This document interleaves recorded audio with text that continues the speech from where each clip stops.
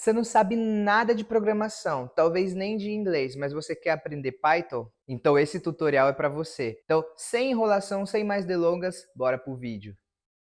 Então a primeira coisa que a gente vai ter que fazer é instalar o Python. Então para isso a gente vai aqui no Google e digita Anaconda. Você vai ver que eu já tenho aqui. E é esse primeiro link aqui, você vai ver esse círculo verde, você tem aqui Anaconda, The World Most Popular Data Science Platform. E aí aqui embaixo você tem Free Download. Então a gente já pode clicar nessa parte do Free Download, pode aceitar os cookies. E aqui na parte de baixo a gente tem o download. Você pode ver que por padrão a gente tem o Windows, mas se você tiver o Mac ou Linux, você vai clicar nessa parte aqui de baixo que ele vai ter o aplicativo correto para o seu sistema operacional. No meu caso aqui é o Windows, então a gente vai clicar em download. Você vai ver que ele vai começar a fazer o download aqui no canto e eu volto quando ele terminar. Então, ok, terminou aqui a instalação. Você pode ver que ele está aqui na minha pasta de downloads. Você tem que ver o local onde você salvou. Você vai dar um clique e aqui é tudo padrão. Você vai dar Next, Next, Next até o fim. Então, está aqui na outra tela. Então, a gente vai clicar Next, Agree. Aqui nesse passo, se você tiver mais de um usuário no seu computador, sei lá, você tem seu pessoal, mais um do seu parceiro, de sua parceira, você pode colocar se você quer só para você ou para todas as pessoas. Nesse caso, a gente vai colocar Just Me. E você vai dando Next. No meu caso aqui, eu já tenho instalado. Eu vou cancelar essa parte. No seu, você vai fazer a instalação e você volta comigo quando estiver pronto. Quando terminar a instalação do Anaconda, você vai conseguir vir aqui na aba do Windows, pesquisar Anaconda, e você vai ver que vão ter esses programas novos, como Anaconda, Spider, Jupyter Notebook, Anaconda Prompt. A parte da instalação é isso. Agora nós vamos para a segunda parte, que é fazer o download dos arquivos que a gente vai usar nessa aula, como o código que a gente vai usar, um glossário que eu criei e os arquivos de dados que a gente vai usar para manipular com o Python. Lembrando que eu vou deixar o link de tudo isso na descrição. Vocês vão acessar esse link que vai ser o meu repositório no GitHub, que é lá onde tem os arquivos que a gente vai utilizar. Então, para isso, quando vocês abrirem o link, a primeira coisa que vocês vão fazer, isso é muito importante para aprender o Python. Se vocês não fizerem isso, sinto dizer, vocês não vão conseguir aprender. Então, o primeiro e mais importante passo é, vocês vão clicar aqui no Raul Siqueira 96 e dar um follow no tio. Depois que vocês me seguirem aqui no GitHub, quando vocês voltarem naquele link inicial, vocês vão ver que é uma interface igual a essa, onde aqui embaixo tem uma explicação do que significa esse repositório. Então, é o repositório que a gente vai utilizar para a prática do Python. E aqui na parte de cima você pode ver que tem alguns arquivos que são os que nós iremos utilizar agora nessa aula. Se você clicar em cada um deles, vai abrir uma outra aba onde vocês conseguem visualizar um pouco daqueles dados. Então aqui no glossário a gente tem esses dados, aqui no tutorial Python para análise de dados é onde a gente vai realizar os códigos de fato. E esses três arquivos CSV, para quem não sabe o que é CSV, significa Comma Separated Values, que significa valores separados por vírgula.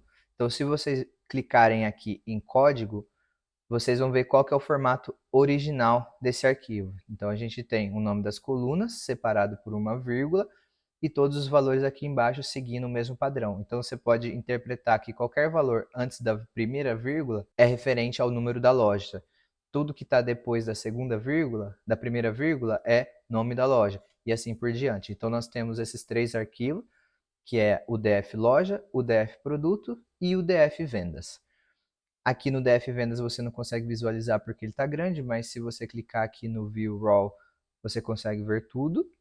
Então a gente vai voltar para aquela parte inicial, aqui no tutorial Python Pandas, e vocês vão clicar aqui nesse botão verde, no Code, e aqui embaixo, quando vocês abrirem essa janela, vocês vão ver que tem Download Zip. É isso que vocês vão fazer. Vocês vão clicar em Download Zip, aqui no meu caso eu vou salvar na minha área de trabalho, e pronto, está baixado o nosso arquivo. Eu vou ver aqui na nossa área de trabalho, então o arquivo está aqui no desktop, é esse daqui, e você vai ver que ele é um arquivo que está zipado, então vocês podem usar a própria ferramenta nativa do Windows ou o WinRAR, se vocês preferirem. Vocês podem abrir e jogar essa pasta de dentro para sua área de trabalho. Essa é a pasta que a gente vai utilizar para os nossos exercícios. Terminado isso, agora a gente vai para a terceira e mais importante parte, que é começar a brincadeira. Feito esses passos, agora a gente vai começar os códigos de fato. Então, para isso, o que a gente vai precisar fazer? Aqui na aba do Windows, vocês vão digitar Jupyter Notebook. Vocês vão ver que é Jupyter com Y e é esse arquivo aqui. Então, vocês podem abrir isso. Quando vocês clicarem, vocês vão ver que vai abrir essa janela igual um prompt, aquele CMD que a gente tem no Windows. E depois disso, ele vai abrir essa tela inicial do Jupyter Notebook. Essa daqui é a interface do Jupyter e ele começa mapeando as suas pastas do seu computador. No meu caso, a gente salvou a pasta na área de trabalho, então você tem que ver se a sua está na Downloads ou em algum outro lugar. No meu caso, então, eu vou para OneDrive, área pessoal, tutorial Pandas. Então aqui vocês podem ver que a gente abriu todos aqueles arquivos que estavam na pasta que a gente baixou. Esses dois arquivos de cima, diferente desses 4 aqui de baixo, que tem uma imagem de um papel, um ícone de um papelzinho, eles têm um ícone de um livro. Isso quer dizer que são esses os arquivos que a gente vai editar no Jupyter Notebook. Então, como que funciona? Para você abrir essa parte mais difícil, vocês vão ter que clicar no arquivo. Então, aqui vocês podem ver, eu abri o tutorial Python para análise de dados em branco, é esse arquivo que a gente vai fazer o código. E tem um segundo que eu criei para ajudar, que é, eu não quero que o inglês, caso vocês não falem, seja uma barreira para aprenderem o Python. Então eu sei que às vezes é complicado caso vocês não falem inglês. A programação ela é feita em inglês. Então se vocês souberem, melhor ainda. Mas se vocês não souberem, isso não vai ser uma barreira. Porque eu criei um glossário que às vezes não é a tradução literal daquela palavra, mas é o que significa no Python aquela função. Então você vai ver que em algum momento a gente vai ter um tipo de dado que é o str, que significa string. O que é isso? String é um texto. Quando a gente tiver int, é um número inteiro. Vamos pegar um outro exemplo. Ó. Quando for significa para, if significa se. Então, todo comando que a gente for fazer que vocês não entenderem por conta do inglês, deixa esse glossário aberto, que vocês vão ter a explicação, vocês procuram aqui, vocês podem dar até um Ctrl F e escrever, vamos supor, range, e vocês vão ver que range é um intervalo. Então, eu criei isso daqui para facilitar a vida de vocês. Mas sem mais delongas, vamos agora para o código. Então, para a gente começar o código e a introdução ao Python, eu preciso falar sobre o Jupyter Notebook, que é essa página web que a gente está usando. E o Jupyter Notebook ele é um IDE, ou IDE. O que significa?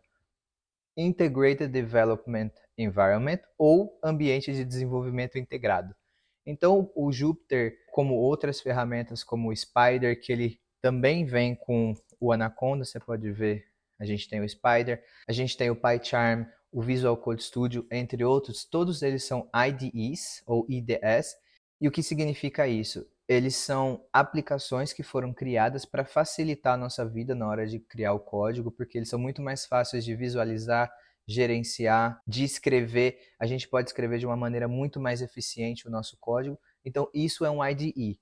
E o porquê que a gente escolheu o Jupyter Notebook? Porque ele é muito mais fácil quando a gente está aprendendo.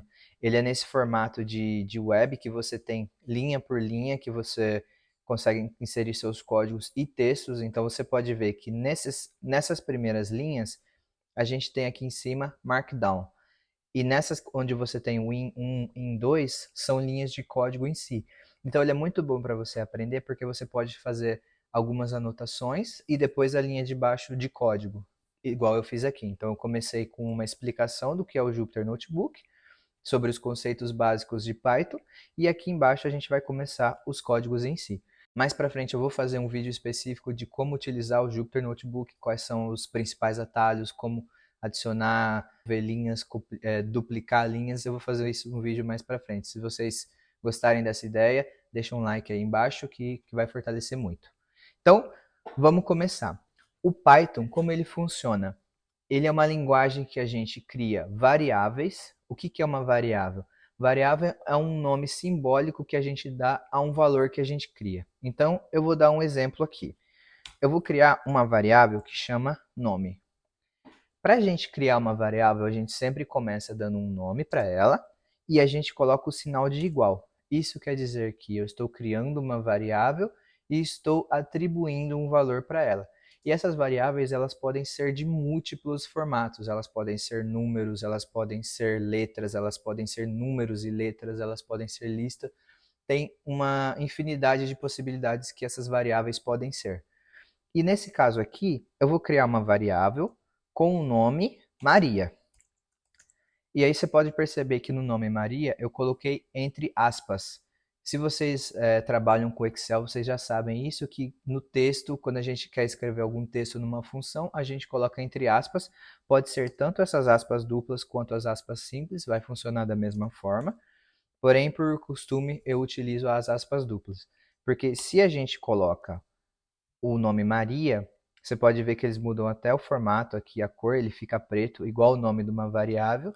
E para rodar esse código, a gente tem três opções. A gente pode clicar aqui em Run, a gente pode clicar com o botão Ctrl e Enter, e a gente pode clicar com Shift e Enter. Qual que é a diferença? Se eu clicar aqui nesse ou com o Ctrl, a gente vai rodar aquela linha e vai continuar naquela linha.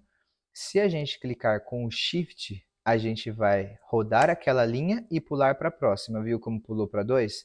Então, a diferença do Run e Ctrl Enter é que ele roda e continua na mesma linha, e o Shift ele roda e desce para a linha de baixo. Então, nesse exemplo, vocês podem ver que deu um erro porque o nome Maria não foi definido. O que ele quer dizer? Que não existe uma variável com esse nome. A gente não criou nenhuma variável com o nome Maria. Então, para isso que a gente tem que utilizar as aspas duplas ou aspas simples. E aí agora, quando a gente rodar esse código, vocês vão ver que funcionou. Como a gente sabe que funcionou? Ele gerou esse número, ele foi para a linha de baixo e não deu nenhum aviso de erro igual deu antes. Aí beleza, eu criei uma variável. Como eu faço para acessar aquela variável? O que eu faço para saber o que tem dentro daquela variável? É simples, vocês podem simplesmente escrever novamente nome e ele vai mostrar que criei a variável nome e coloquei Maria e que quando eu rodei a variável nome eu quis saber o que está dentro dela, ele me trouxe o resultado Maria. Então a gente pode fazer dessa forma, colocando nome, ou a gente pode escrever print, abre aspas, nome. E ele também vai printar. Printar significa que ele vai imprimir na tela para nós o que tem naquela variável. Então, no caso da variável nome, a gente tem o valor assignado de Maria.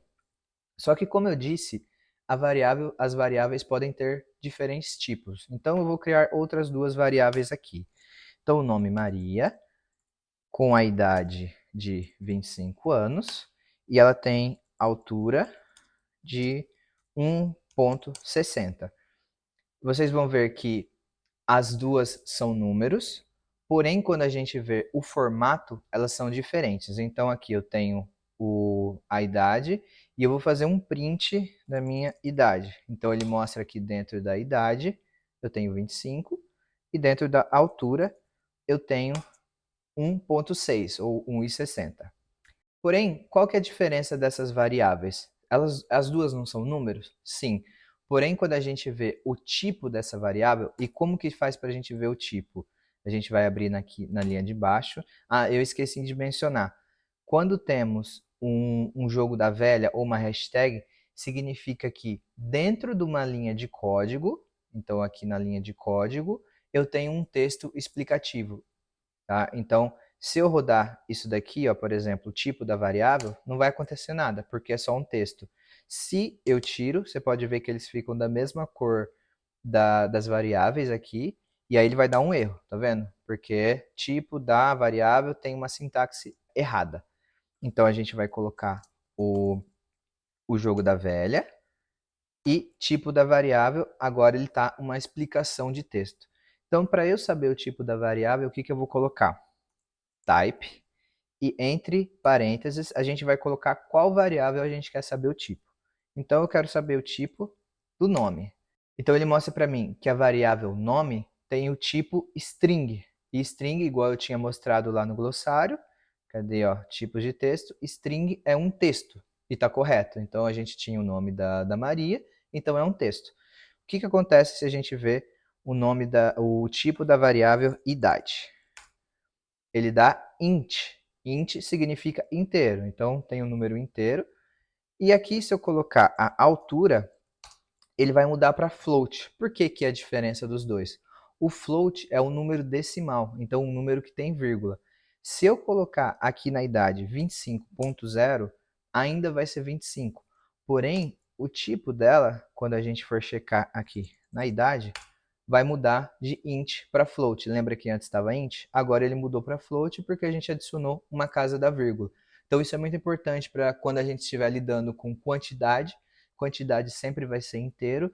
E quando a gente estiver falando de valor, uma venda, sempre vai ter aqueles valores decimais, porque o produto pode custar 10,99, 9,99. Então por isso que é importante saber a diferença do que é um inteiro, do que é um número decimal, do int e do float. E ok. E outra coisa que a gente pode fazer é, nós podemos modificar o que está dentro daquela variável. O que que a gente precisa? Simplesmente colocar o nome e o sinal de igual. Então, em vez de ser Maria, eu vou colocar João. O nome da pessoa vai ser João. E antes, ó, eu não vou rodar ainda essa linha de código. Vou abrir mais uma linha aqui. Para inserir mais uma linha, a gente pode colocar o comando A. Então, a gente seleciona a linha de baixo e insere A, ou a gente está na célula de cima e clica em B. A é de above, então é acima, e B é de below. Então, aqui na linha de baixo, eu vou querer ver o que eu tenho na minha variável nome. Então, na minha variável nome, eu ainda tenho Maria. Porém, quando eu rodar esse código, eu declarei que a minha variável nome se chama João, não mais Maria. Então, o que acontece quando eu rodar aqui? Eu vou ter o nome João. Então, a gente pode modificar sempre o valor que a gente tem nas variáveis, seja ele uma lista, seja ele um número, seja ele um texto, simplesmente por colocando o nome da variável, o sinal de igual e qual que é o valor novo que a gente quer. Então, aqui eu poderia colocar qualquer nome, eu poderia até trocar por um número. Então, em vez de colocar João, eu vou colocar 26. E aí a minha variável nome vai ser 26. E o meu tipo do nome vai passar a ser inteiro, porque eu mudei de um nome para um número. Então, ok, aqui eu vou voltar para João, rodar de novo, então meu nome vai chamar João e o tipo vai ser string. Então, entendido como que funciona uma variável e que a gente pode atribuir valores a elas, a gente tem que saber que com essas variáveis a gente também pode fazer operações matemáticas. Então, eu vou dar um exemplo aqui. Aqui na minha linha de baixo, o Python, se a gente simplesmente colocar números igual numa calculadora, por exemplo, 10 mais 5, ele vai dar o resultado. Se eu colocar 10 menos 5, ele também vai dar o resultado. Porém, isso não está salvo em nenhum lugar. Eu não atribuí nenhuma variável a esses valores. Então, eu vou colocar aqui subtracão. Então, porque no nome da variável a gente não coloca nem acento, nem C cedilha. Então, se a gente precisar separar palavras, por exemplo, produtos vendidos, a gente não vai colocar espaço vendidos, porque isso vai dar um problema, tá vendo? Tem uma sintaxe errada. Então, quando a gente separa, por padrão, a gente coloca um underline. Então, a gente tem subtração vendido, e aí sim a gente tem uma variável. Então, nesse caso, a gente vai colocar subtração e o valor 10,5. Então, não aconteceu nada porque simplesmente eu criei uma variável onde ela receberia o valor 10 e o valor menos 5. Então, eu vou abrir aqui mais uma linha. Então, eu estou clicando na parte de baixo e vou selecionar o A. Ou também tem uma outra tecla que eu esqueci de mencionar, que é aqui, Insert Cell Below. Então, tem esse símbolo de mais. A gente pode inserir a célula abaixo. Então, que nem eu tinha comentado, o B é para below. Então, sempre ele vai adicionar uma linha abaixo. E para deletar, a gente vai clicar na tecla D duas vezes. Então, D duas vezes, D duas vezes. Então, quando eu abro a variável subtração, eu tenho o valor de 5. Então, eu atribuí à variável subtração uma operação matemática de 10 menos 5. E eu posso criar outras variáveis. A gente tem as opções de fazer igual uma calculadora. Então, por exemplo, soma, o soma vai ser igual 10 mais 5. Então, 10 mais 5, quando eu vejo que eu tenho dentro da minha variável, eu tenho 15, que é o 10 mais 5. Eu também posso fazer uma divisão. E aí a divisão vai ser 10. O sinal de divisão é o barra 2. E aí eu tenho divisão, vamos rodar divisão. A gente tem 5 e vou criar um multiplicação. A gente dá o sinal de, a gente clica no sinal de igual e 10. O sinal de vezes aqui no Python é o asterisco, vezes 2. Então, ok, eu atribuí o valor à minha variável multiplicação e convenhamos que ficar escrevendo multiplicação toda vez que a gente quiser saber o que tem dentro daquela variável não é muito conveniente, é uma palavra grande, você vai perder tempo. Então, quais são as maneiras de mitigar isso? Uma, escreve pequeno, em vez de ser multiplicação, você escreve multi. Ou outra coisa que os IDEs, que são esses ambientes que eu havia mencionado, ajudam é na sugestão de variáveis e operações que você pode fazer dentro daquele notebook. Então eu criei aqui de propósito multiplicação, e ao invés de eu escrever de novo, eu posso clicar em M e dar um tab, ele vai mostrar tudo que eu posso fazer que vem com M. E aí você pode ver, ó, eu tenho map, max, min, e aí aqui eu tenho multiplicação. E aí se eu quiser diminuir, eu posso colocar U, e aí ele já mostra para mim, multiplicação. Então, a ferramenta de completar as palavras, clicando no tab, é muito fácil, ajuda muito na nossa vida no dia a dia. Então, eu cliquei no multiplicação, vou rodar, e eu vejo que eu tenho 10 vezes 2. Então, esses são alguns exemplos de operações matemáticas que a gente pode fazer dentro do Pandas. Ok, e aí agora a gente tem algo que se chama estrutura de controle de fluxo. O que seria isso? Um controle de fluxo é, vamos supor, você está numa balada. Você tem 17, para entrar naquela balada você precisa ter 18. Tem um segurança na porta que ele está controlando quem pode entrar e quem não pode. E também quem está saindo. Então, um controle de fluxo é exatamente isso. Qual que é a condição daquele segurança? Se você tem 18 ou mais, você pode entrar. Se você tem menos do que 18, você não entra. Uma estrutura de fluxo é exatamente a mesma coisa aqui no Python. Você vai dar uma condição, se aquela condição for atingida, você continua o código. Então vamos aqui para um exemplo de condicional. Vamos usar esse mesmo exemplo da idade. Então eu vou criar uma variável que chama idade e que ela vai receber o valor 18. E aí agora a gente vai começar a estrutura de controle de fluxo. Como que começa isso? A gente vai começar com um if. O if significa se. Então, se uma condição, qual que é a condição? A idade. O que eu quero com aquela idade? Se ela for maior ou igual a 18, então vou colocar 18, dou um 2 pontos e dou um enter. O que vai acontecer caso aquele critério seja atingido? O que eu quero que faça? Então eu vou escrever print. Print é aquele mesmo comando que a gente tinha visto antes de imprimir na tela. Então, se eu tiver mais do que 18, você pode entrar. Porém, e se eu tiver menos do que 18, o que eu faço? Else. Else significa se não. Se não, se eu tiver menos do que isso, o que eu vou fazer? Print. Você não pode entrar. E agora a gente vai rodar esse código. Então, como a minha idade era 18, ele atingiu esse quesito aqui, do maior ou igual a 18. Então, você pode entrar. Vamos mudar essa idade aqui para 25. 125 não, mas também 125 poderia. Se eu colocar 25, eu ainda posso entrar, porque essa condição ainda está sendo atingida. Porém, vamos colocar uma idade menor, vamos colocar 16 anos. Você fez 16 anos, igual o McLovin, comprou uma carteira falsa e quer ir para a festa. Quando você dá o Enter, o que o segurança vai falar? Você não pode entrar, porque a sua condição não foi atingida. A condição que você tinha criado aqui em cima não foi atingida. E uma coisa muito importante nesse código é que você percebeu que quando deu o Enter, ele, ao invés de vir aqui para o começo, ele deu uma espécie de tab. Isso é chamado indentação. Isso é muito importante porque ele faz com que o seu código fique muito mais legível. Então, quando você passar esse código para uma outra pessoa, é muito mais fácil de entender porque você tem essas separações, essas indentações. Confessa que fica melhor do que se ficasse assim? Então eu tenho uma condição aqui, se essa condição for atingida, faz isso. Não, aqui ele fica muito melhor. Então isso se chama indentação e é muito importante.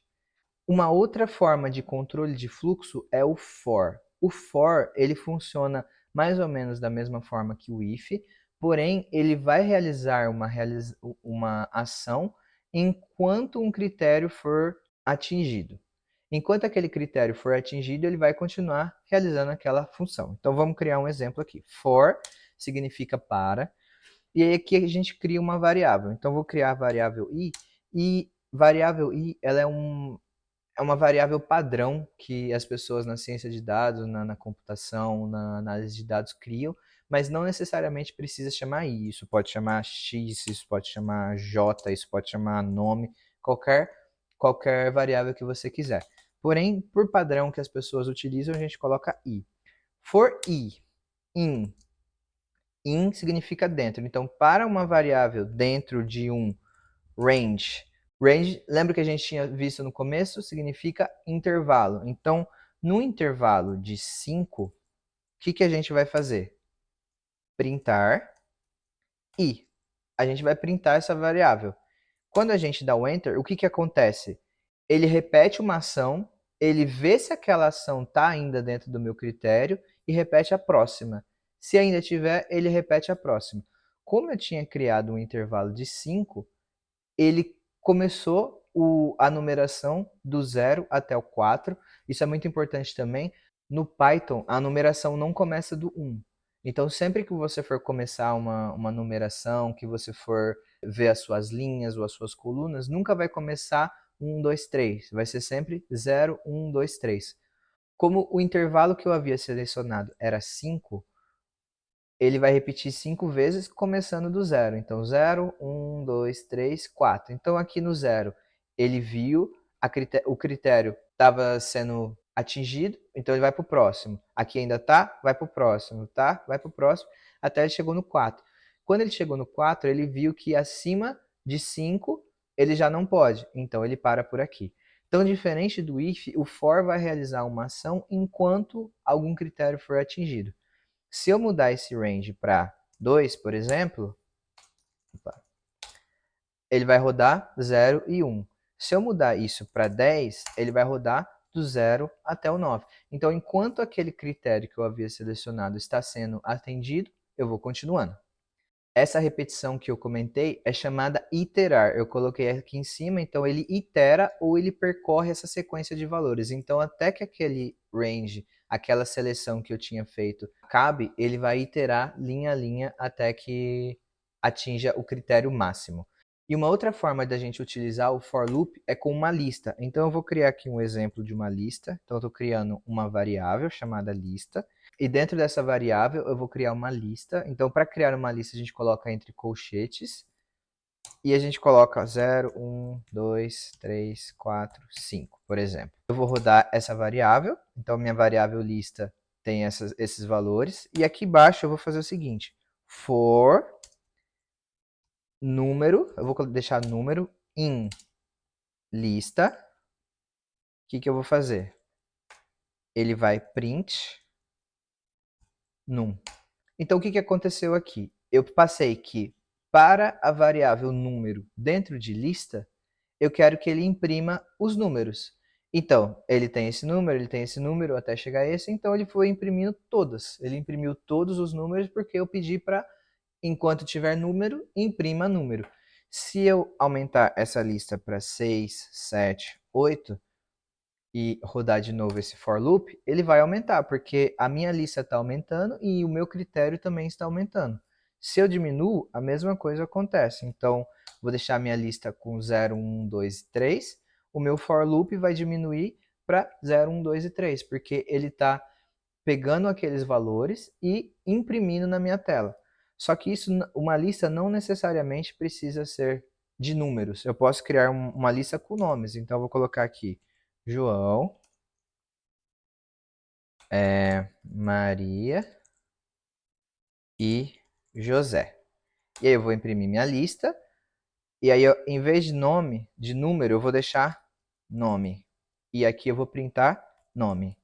Então, enquanto eu tiver os valores na minha lista, eu quero que printe aqueles valores. Então, no caso, a variável nome, ele printou os nomes João, Maria e José, que são as que estão dentro da minha lista.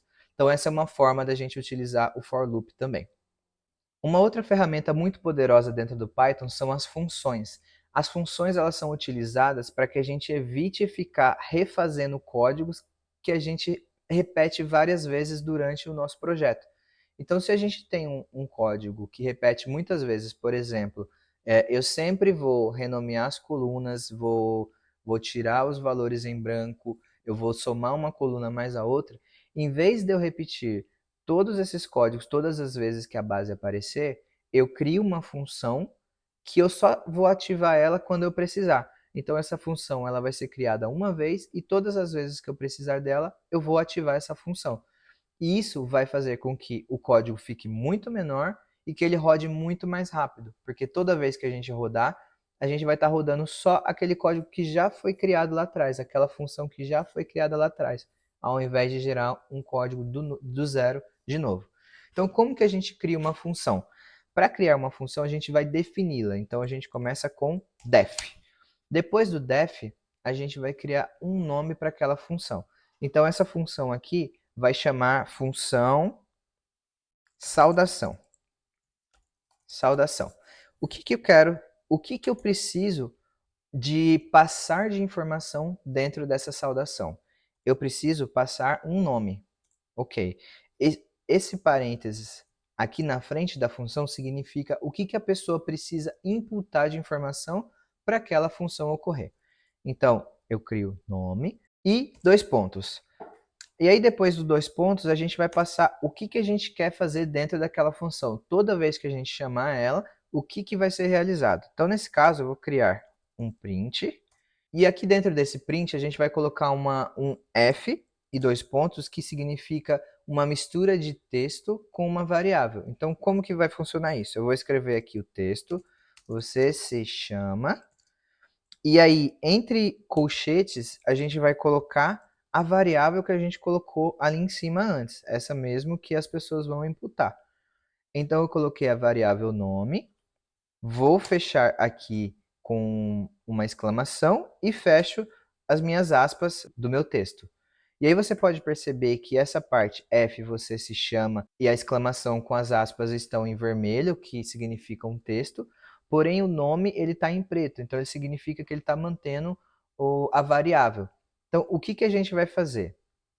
A gente vai rodar essa linha, significa que a gente criou essa função saudação. E aí agora a gente vai chamar essa saudação e vai imputar algum valor. Então o que que ele vai acontecer? Saudação, a gente pode dar o tab para preencher para nós, e dentro da saudação a gente vai colocar um nome qualquer. Então vamos lá de novo, nosso exemplo, João. O que que acontece quando eu coloco João? Você se chama João. Então, o que que a minha função fez? Eu criei uma função que quando a pessoa imputar o nome, eu vou digitar um texto, eu vou imprimir um texto que é você se chama, depois dessa parte, o nome que a pessoa vai imputar, mais a exclamação no fim. E aqui, dentro dessa função, a gente pode colocar qualquer nome. Então, a gente pode colocar você se chama Maria, você se chama Pedro, Pedro, Pedro, e a função vai se adequar de acordo com o input que a gente passar. Então você concorda que é muito mais fácil a gente criar uma função do que criar várias variáveis com nomes diferentes? E até a gente pode criar uma variável que vá receber esse valor. Então, por exemplo, eu vou criar uma outra variável que se chama nome, que ela vai receber saudação Pedro. E aí quando a gente rodar nome, o que que ele aparece? Você se chama Pedro. Então a minha variável nome agora passa a se chamar você se chama Pedro, ok? E uma função ela não está limitada a ter somente um input igual ao nome que a gente colocou aqui em cima. Ela pode ter mais de um, ela pode ter vários inputs. Então vamos dar um exemplo com dois inputs. Então a gente vai criar a função. Então para isso a gente coloca dev saudação 2. Na saudação 2, eu quero que a pessoa me passe dois inputs. Ela vai passar o nome e ela vai passar a idade. Aí a gente dá dois pontos e eu quero que ela imprima. Então a gente clica lá de novo F para fazer a mistura de texto com as variáveis. Abre as aspas para começar o texto.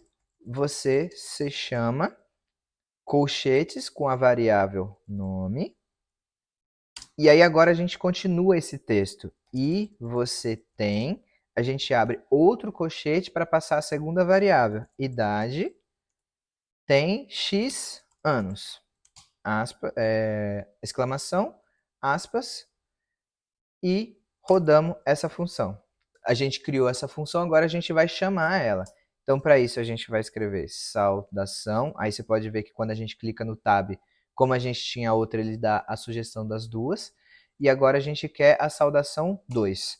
Na saudação 2, a gente vai colocar os dois parâmetros. O que acontece se a gente colocar só um? Então, eu vou colocar João e eu rodar, ele vai dar um erro, porque ele fala, ó, a saudação missing one required positional, que é o argumento idade.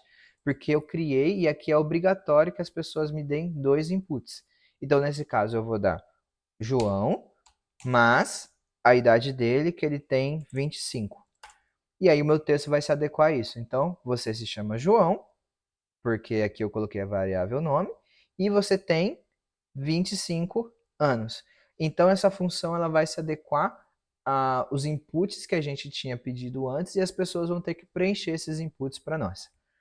Então agora eu acho que deu para ter uma noção de como se usa o Python e agora a gente vai começar a brincar com duas bibliotecas poderosíssimas que são o NumPy e o Pandas, que elas são as principais quando se tratam de números e manipulação de dados. Então agora a gente vai começar a brincadeira de verdade, a gente vai começar a trabalhar com a biblioteca NumPy e o Pandas, e são as duas principais, como eu disse, para tratamento de dados e quando se trata de números. E eu vou começar pelo NumPy, porque ela é uma biblioteca fundamental para trabalhar com números, e ela é a base do Pandas. O Pandas foi feito em cima do NumPy, então é muito importante a gente entender sobre o NumPy. Eu vou dar uma introdução de algumas operações que ela faz, para entender que ela está por trás do Pandas. Então, começando pelo NumPy, como eu disse, ela é uma biblioteca numérica. Ela é muito importante para, por exemplo, para trabalhar com machine learning, porque a gente vai trabalhar com muitos números. Então, sempre que a gente vai trabalhar com uma biblioteca diferente do que é o nativo do Python, que é aquilo que a gente viu aqui em cima, as funções, as variáveis, a gente precisa importar aquela biblioteca. E é isso que faz o Python ser tão poderoso e ser usado em tantas áreas, porque a gente tem biblioteca para manipulação de dados, igual a gente vai usar agora, para criação de site, para criação de jogos, até para criação de softwares. Então ela é muito poderosa e tem um número gigantesco de bibliotecas que a gente pode trabalhar. Então a gente sempre vai começar importando e para importar essa biblioteca a gente vai começar com o comando import. Depois do import, a gente vai passar qual biblioteca que a gente quer importar. Então, no nosso caso, NumPy. E aí, para a gente utilizar as funções daquela biblioteca, o que a gente precisa? A gente sempre vai escrever o nome da biblioteca, ponto e a função que ela realiza. Então, dentro daquela biblioteca, a gente tem algumas operações. Então, a gente chama a biblioteca, ponto, e o que a gente quer que aquela biblioteca faça. Porém, para ficar mais fácil e toda vez não ter que ficar escrevendo NumPy, Pandas, Matplotlib, ou seja lá qual for a biblioteca, foi criado algo que se chama alias, que é um apelido que a gente vai dar para aquela biblioteca. Então, ao invés de a gente chamar de NumPy, o que a gente vai fazer? A gente vai escrever as e vai dar um apelido para ela. E por padrão, a gente sempre usa NumPy SNP. Então, sempre quando eu for utilizar o NumPy, ao invés de eu escrever NumPy ponto, eu vou escrever NP ponto. Isso facilita muito na hora da gente fazer os nossos códigos. Então, a gente vai rodar, veio para a linha de baixo, quer dizer que já foi importada aquela biblioteca. Quando a gente faz o download do Anaconda, algumas bibliotecas por padrão já vem instalada, como Pandas, o NumPy. Porém, se a gente for trabalhar com alguma que não temos instalado, para instalar é super simples. A gente vai aqui no botão do Windows, escrever Anaconda e clicar em Anaconda Prompt. Ele vai abrir essa tela, que é igual um prompt de comando do Windows normal, e o comando que a gente vai dar para instalar qualquer biblioteca é pip install e a gente vai dar o nome da biblioteca. No meu caso, quando eu for instalar o NumPy, ele vai carregar e vai falar que eu já tenho essa biblioteca, então não tenho que instalar. Se eu for fazer com o Pandas, mesma coisa. Então, pip install pandas. Então, ele vai falar que eu já tenho o que foi pedido, então ele não vai instalar. Porém, se não tiver, ele vai começar a carregar de 0 a 100% e vai instalar aquela biblioteca e você está pronto para utilizar no seu código. Então, no nosso caso, a gente já tem. Então, agora que a gente importou a biblioteca, a gente vai criar uma matriz para entender um pouco do poder do NumPy. Então, uma matriz ela tem um formato de linhas e colunas, então ela pode ter várias colunas e algumas linhas, pode ter uma coluna com várias linhas. E aí, para esse exemplo, como que a gente vai criar? A gente vai dar um nome para a nossa variável matriz, que vai ser matriz, por exemplo. E aí, agora, o exemplo que eu tinha te comentado. A gente vai começar a utilizar o NumPy, então a gente precisa escrever np.array, ou array, se você preferir. E aí, dentro desse array, que é o comando de matriz dentro do NumPy, a gente vai abrir um parênteses, e dentro desse parênteses a gente vai abrir um colchete, e aqui a gente vai passar as nossas informações da matriz. Então, eu quero uma matriz que tenha os valores 10, 20, 30, 40 e 50. Então, eu criei, eu vou chamar a minha matriz para ver o que tem dentro dela, então ele mostra aqui para mim. Eu tenho um array, que é uma matriz, com 10, 20, 30, 40 e 50. E se eu quiser ver o tipo, agora a gente tem uma NumPy ND Então, o tipo dessa variável que a gente criou é uma matriz. E aí a gente pode fazer umas operações matemáticas dentro dessa matriz para todos os valores. Então, um exemplo, eu quero pegar a minha matriz e eu quero multiplicar ela por 2. Então, ele me dá o exemplo. Ó. Então, multiplicado por 2, ele vai virar 20, 40, 60, 80, 100. Eu quero que a minha matriz, ao invés de multiplicar, eu quero somar com mais 100. Então, essa seria a minha matriz nova. E aí, se a gente quiser fazer uma média, a gente vai utilizar uma função do NumPy, que é np.min. Min significa média em inglês. E dentro dessa função, a gente vai colocar a variável matriz. E ele me dá o valor que a média de matriz é 30. Então, é dessa forma que a gente utiliza o NumPy. Para hoje, esses exemplos estão suficientes para a nossa aula, mas claro que o NumPy vai muito mais além disso. A gente vai usar, quando for trabalhar com modelos para Machine Learning, vai utilizar muito do NumPy, mas para hoje, para essa aula, está suficiente. E agora a gente vai para o Pandas, que é a biblioteca mais utilizada no mundo para manipulação de dados.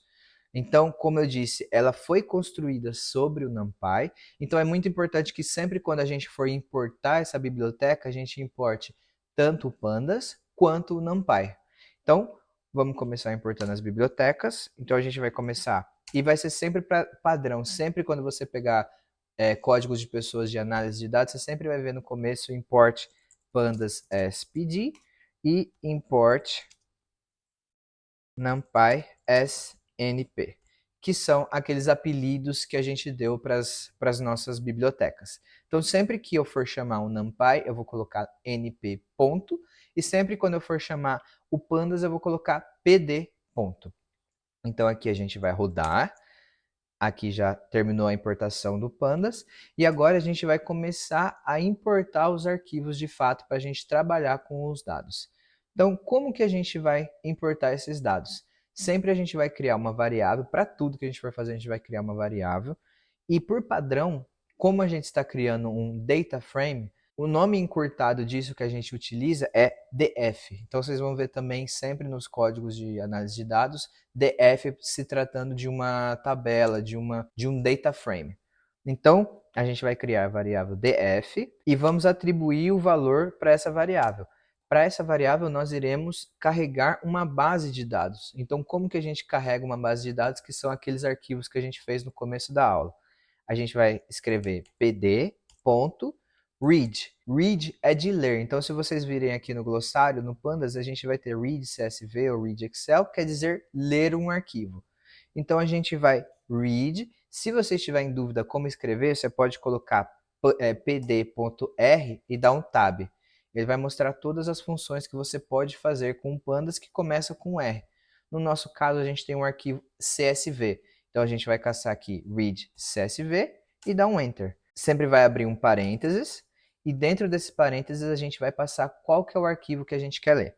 Então dentro dos parênteses a gente vai abrir uma aspas para passar o nome do arquivo. Porém, se você tiver com dúvida de qual que é o nome do arquivo que você quer pegar, ou você tem vários que começam com o mesmo nome, você pode fazer a mesma coisa. Você clica D, dá um tab e ele vai mostrar dentro do arquivo e das funções do Pandas que você pode utilizar que começam com a letra D. Então, no nosso caso, para esse exercício, a gente vai utilizar agora a df vendas. E é isso. Eu criei uma variável df que ela vai receber os valores da minha base de dados df vendas. Então, para isso, a gente vai dar um enter e vai colocar df embaixo para a gente ver o que rodou. Então, você pode ver que dentro da variável df, todos os valores daquela base de dados em CSV que eu tinha te mostrado no começo da aula. Então, a gente tem o número da loja, o número do produto, mês da venda, ano da venda e a quantidade vendida. Então, agora a gente vai começar a analisar essa base de dados. Então, sempre quando importa uma base de dados para o seu código, você quer saber o máximo de informações possíveis daquela base. Então, uma prática comum que a gente tem é checar quais são as primeiras linhas daquela base de dados. Então, para checar as primeiras linhas, o que a gente vai fazer? A gente vai colocar o nome daquela variável, ponto, head. Head significa cabeça ou o começo. Então, head e dá um Ctrl Enter e a gente vai ver por padrão as 5 primeiras linhas daquele arquivo. Então, a gente tem o número da loja e lembra que eu tinha falado que a numeração sempre começa do zero? Então, da linha 0 até a 4, quais são os valores que a gente tem naquela base de dados? Porém, aqui dentro do head, por padrão, ele vem 5, mas a gente pode especificar o número de linhas que a gente quer ver. Então, ao invés de 5, eu quero ver só 2. Então, ele mostra as 2 primeiras linhas. Eu quero ver 10. Eu posso especificar dentro do meu parâmetro quais que são a quantidade de linhas que eu quero ver daquele arquivo. E aí aqui agora você pode ver que na sexta linha ou na linha 5 a gente tem um valor que chama none, que ele não é um valor.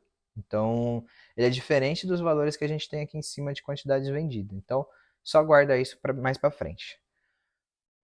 Para o próximo comando, a gente também tem a opção de ver as últimas linhas. Ao invés de ver as primeiras, nós iremos ver as últimas. O comando é df tail. Tail significa rabo ou as últimas. Então, quando a gente dá um Ctrl Enter, a gente vai ver as últimas linhas daquele arquivo. Então, a gente consegue ver que naquele arquivo tem 59.999 ou 60 mil linhas. E essas são as 5 últimas linhas daquele arquivo. E igual o head, a gente também pode especificar a quantidade de linhas que a gente quer ver de baixo para cima. Então, em vez de eu ver 5, eu quero ver as 10 últimas linhas. E aqui o comando dftail vai me mostrar as últimas linhas daquele arquivo. E também, se eu não quiser ver nem as primeiras e nem as últimas, eu quero ver linhas aleatórias daquele arquivo, eu vou passar o comando df sample. Sample, ele é um pedaço do seu arquivo. Então, ele vai pegar linhas aleatórias do seu arquivo e a quantidade que você passou. O sample, diferente do tail e do head, ele traz por padrão uma linha. Então, a gente tem que especificar aqui dentro quantas linhas aleatórias que a gente quer ver. Então, no caso 5, a gente veria 5 linhas aleatórias. Então, você está vendo que ele começa na linha 40.530, depois ele vai para 58, depois ele volta para 3.000. E com isso a gente consegue ver diferentes linhas dos nossos arquivos, para a gente saber como que está lá para o meio, se eu tenho mais meses do que um só, então a gente consegue ver que a gente não tem só o mês 12 ou o mês 1, a gente tem o mês 5, 12, o 2, o 1 e o 8, então ele é legal para entender diferentes aspectos daquela base de dados.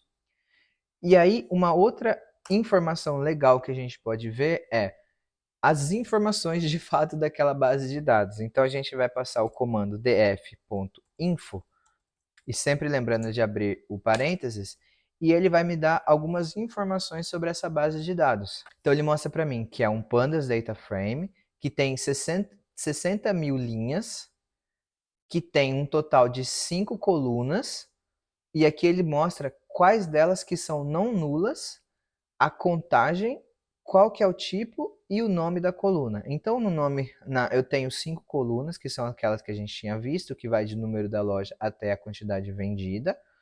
Porém, se você perceber, a quantidade vendida não tem 60 mil. Lembra que a gente tinha visto aquele NaN atrás? Aquilo significa que tem valores faltando nessa base de dados. Então a gente vai tratar isso mais para frente.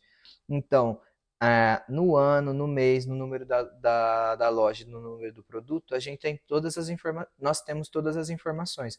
Porém, na quantidade vendida, algumas linhas estão faltando. E também a gente consegue ver o tipo daquela linha. Então a gente pode ver que para o número da loja até o ano da venda, aquilo é o inteiro. Então são números sem vírgula. E no último, a gente tem um float, que são os números com as casas decimais, igual a gente tinha comentado no começo. E uma outra informação legal também são informações descritivas dessa base de dados. Então, para isso, a gente vai passar a df e o describe. O describe, ele vai passar algumas informações estatísticas que são super valiosas da nossa base, como por exemplo, a contagem, qual que é a média daquela coluna, STD que é de Standard Deviation, que é desvio padrão, você tem qual que é o valor mínimo que você tem, então qual que é o menor valor que você tem naquela coluna. Então, por exemplo, aqui no ano, a gente sabe que é o valor 2021. Qual que é o máximo? É 2022, na número da loja é 50 mil, então a gente tem algumas informações estatísticas que são legais para entender como que aquela base está estruturada. Porém, se você parar para pensar, número da loja e número de produto não é uma informação, não é um número que a gente vai fazer conta com eles. Eles são informações, é um código daquela loja, é o código daquele produto. A gente não vai usar esse número para fazer alguma operação matemática. Então não faz sentido que a gente use ele como número inteiro aqui. Então agora a gente vai aprender como converter o valor de uma coluna. Então aqui na linha de baixo, a gente quer converter esse número da loja para, ao invés dele ser valor inteiro, número inteiro, ele vai ser um texto. Ele vai ser uma string. Então, como que a gente faz isso? A gente vai selecionar df, que é a nossa base de dados, vai abrir colchete. Esse colchete significa que eu estou selecionando uma coluna, e dentro desse colchete eu vou passar o nome da minha coluna. O nome da minha coluna é número da loja. Eu posso dar um tab e ver quais que começam com N. Eu quero o número da loja. Então, o que eu quero nessa coluna, número da loja, da minha base DF? Eu quero que ela mude o tipo dela. Então, a gente pode copiar isso que a gente escreveu, cola aqui na frente e dá um ponto S-type. Então, quando a gente colocar S, ele vai dar a sugestão de S-type, que significa que é como o tipo, e aqui dentro do meu parênteses eu vou passar qual que é o tipo da coluna que eu quero. Então eu não quero que ela seja um número, eu quero que ela seja uma string. Então uma string é o que a gente tinha visto no começo, que é um texto. Quando a gente rodar de novo esse describe, ele não aparece mais aqui para nós. E se a gente rodar aqui na informação, você pode ver que o número da loja não é mais int, ele é objeto. Objeto é um texto quando você tem números. Então, quando você tem código cheio de números, ele não é considerado string, ele é considerado objeto, mas é texto da mesma forma. Então, você pode ver que essa informação mudou. E agora está correta do jeito que a gente quer que ela seja texto. Porém, a gente tinha tanto a número da loja quanto a número do produto. Aí você me pergunta, como que eu consigo fazer para mais de uma coluna de uma vez? Então, para isso, a gente vai rodar aqui a base de dados de novo. A gente vem aqui para cima, a gente vai atribuir de novo def, porque a gente já tinha mudado o tipo da primeira coluna, número da loja. Então, a gente vai voltar como estava antes. Então, quando a gente rodar aqui na info, você pode ver que voltou a ser int 64. Isso é muito importante para caso você cometa algum erro no seu processo de manipulação de dados, você volta na onde você tinha lido aquela base de dados e roda aquele código de novo, porque ele vai reescrever com aquele valor inicial. E aí, quando você vir aqui na df-info, ele está normal, igual no começo. Se a gente rodar de novo aqui a describe, ele vai aparecer novamente o número da loja. Então, como que eu faço para, ao invés de mudar o tipo de uma coluna só, eu mudar de várias ao mesmo tempo? Ao invés de eu ter um colchete, eu vou abrir dois colchetes. Então, ele vai ficar assim, duplo. Aqui dentro eu vou passar o primeiro, vírgula, e o segundo, que é número do produto. Então, eu posso copiar aqui de cima, abro parênteses, colo de novo. Então, aqui é a mesma coisa, eu posso copiar esse valor, substituir esse que eu tinha colocado antes, e essas duas colunas eu quero que elas sejam S-type string. Então, rodei esse código. Quando eu voltar aqui na info de novo, você pode ver que as duas viraram texto, ou objeto. E aí, quando eu rodar aqui no describe, elas não aparecem mais, porque não fazia sentido. Então, é assim que a gente muda o tipo de uma coluna. Se eu quiser mudar para outro valor, em vez de ser string, eu mudar para float, eu poderia ter mudado dessa mesma forma. E aí, aqui dentro, eu passaria, ao invés de string, eu passo float. Ok? E aí, feito isso, para a gente checar o tipo daquela coluna, antes a gente tinha visto type, agora para os data frames, para o pandas, a gente vai colocar o dataframe.dtype, aí se a gente dá um tab, ele já vai completar, e a gente dá um Ctrl ou Shift Enter e ele vai mostrar que o número da loja agora ele é um objeto, o número do produto é um objeto e os outros três se mantiveram da maneira que a gente estava antes. Então o comando para checar o tipo de uma coluna é o nome da sua tabela, .dtypes. Se eu quiser visualizar uma linha só específica de uma tabela, eu também posso fazer isso. Como que a gente faz? A gente vai colocar df.lock. Dentro desse lock, a gente vai passar um número de linha. Então, vamos supor que eu queira ver a primeira linha. Eu vou passar 0. Lembra que começa sempre do 0 em diante. Então, eu passo df lock e 0. Ele me mostra o que tem na primeira linha. Então, tá vendo? Ele mostra aqui no número da loja eu tenho o valor 1, no número do produto eu tenho 1, em 2021 e o valor é 47. Ok, aí agora vamos supor que eu queira ver duas linhas aleatórias que não são em seguida. Eu quero ver a linha 0, eu quero ver a linha 50 e eu quero ver a linha 80. O que eu faço? De novo, colchetes duplos, coloco 0, 50 e 80. E aí eu posso ver, tá? Você consegue ver aqui pelo index o número das linhas e qual que é o valor que tem em cada uma daquelas linhas. Se eu quiser ver um valor em sequência, por exemplo, eu quero ver da minha linha 10 até a linha 20, eu também tenho como especificar isso. Então eu vou apagar essa parte. E aí eu passo 10, que é a linha que eu quero que ele comece a ver, dou dois pontos, e aí eu coloco até a linha que eu quero ver. Então eu quero ver até a linha 20, dou um Shift Enter, então você pode ver que eu tenho da minha linha 10 até a linha 20.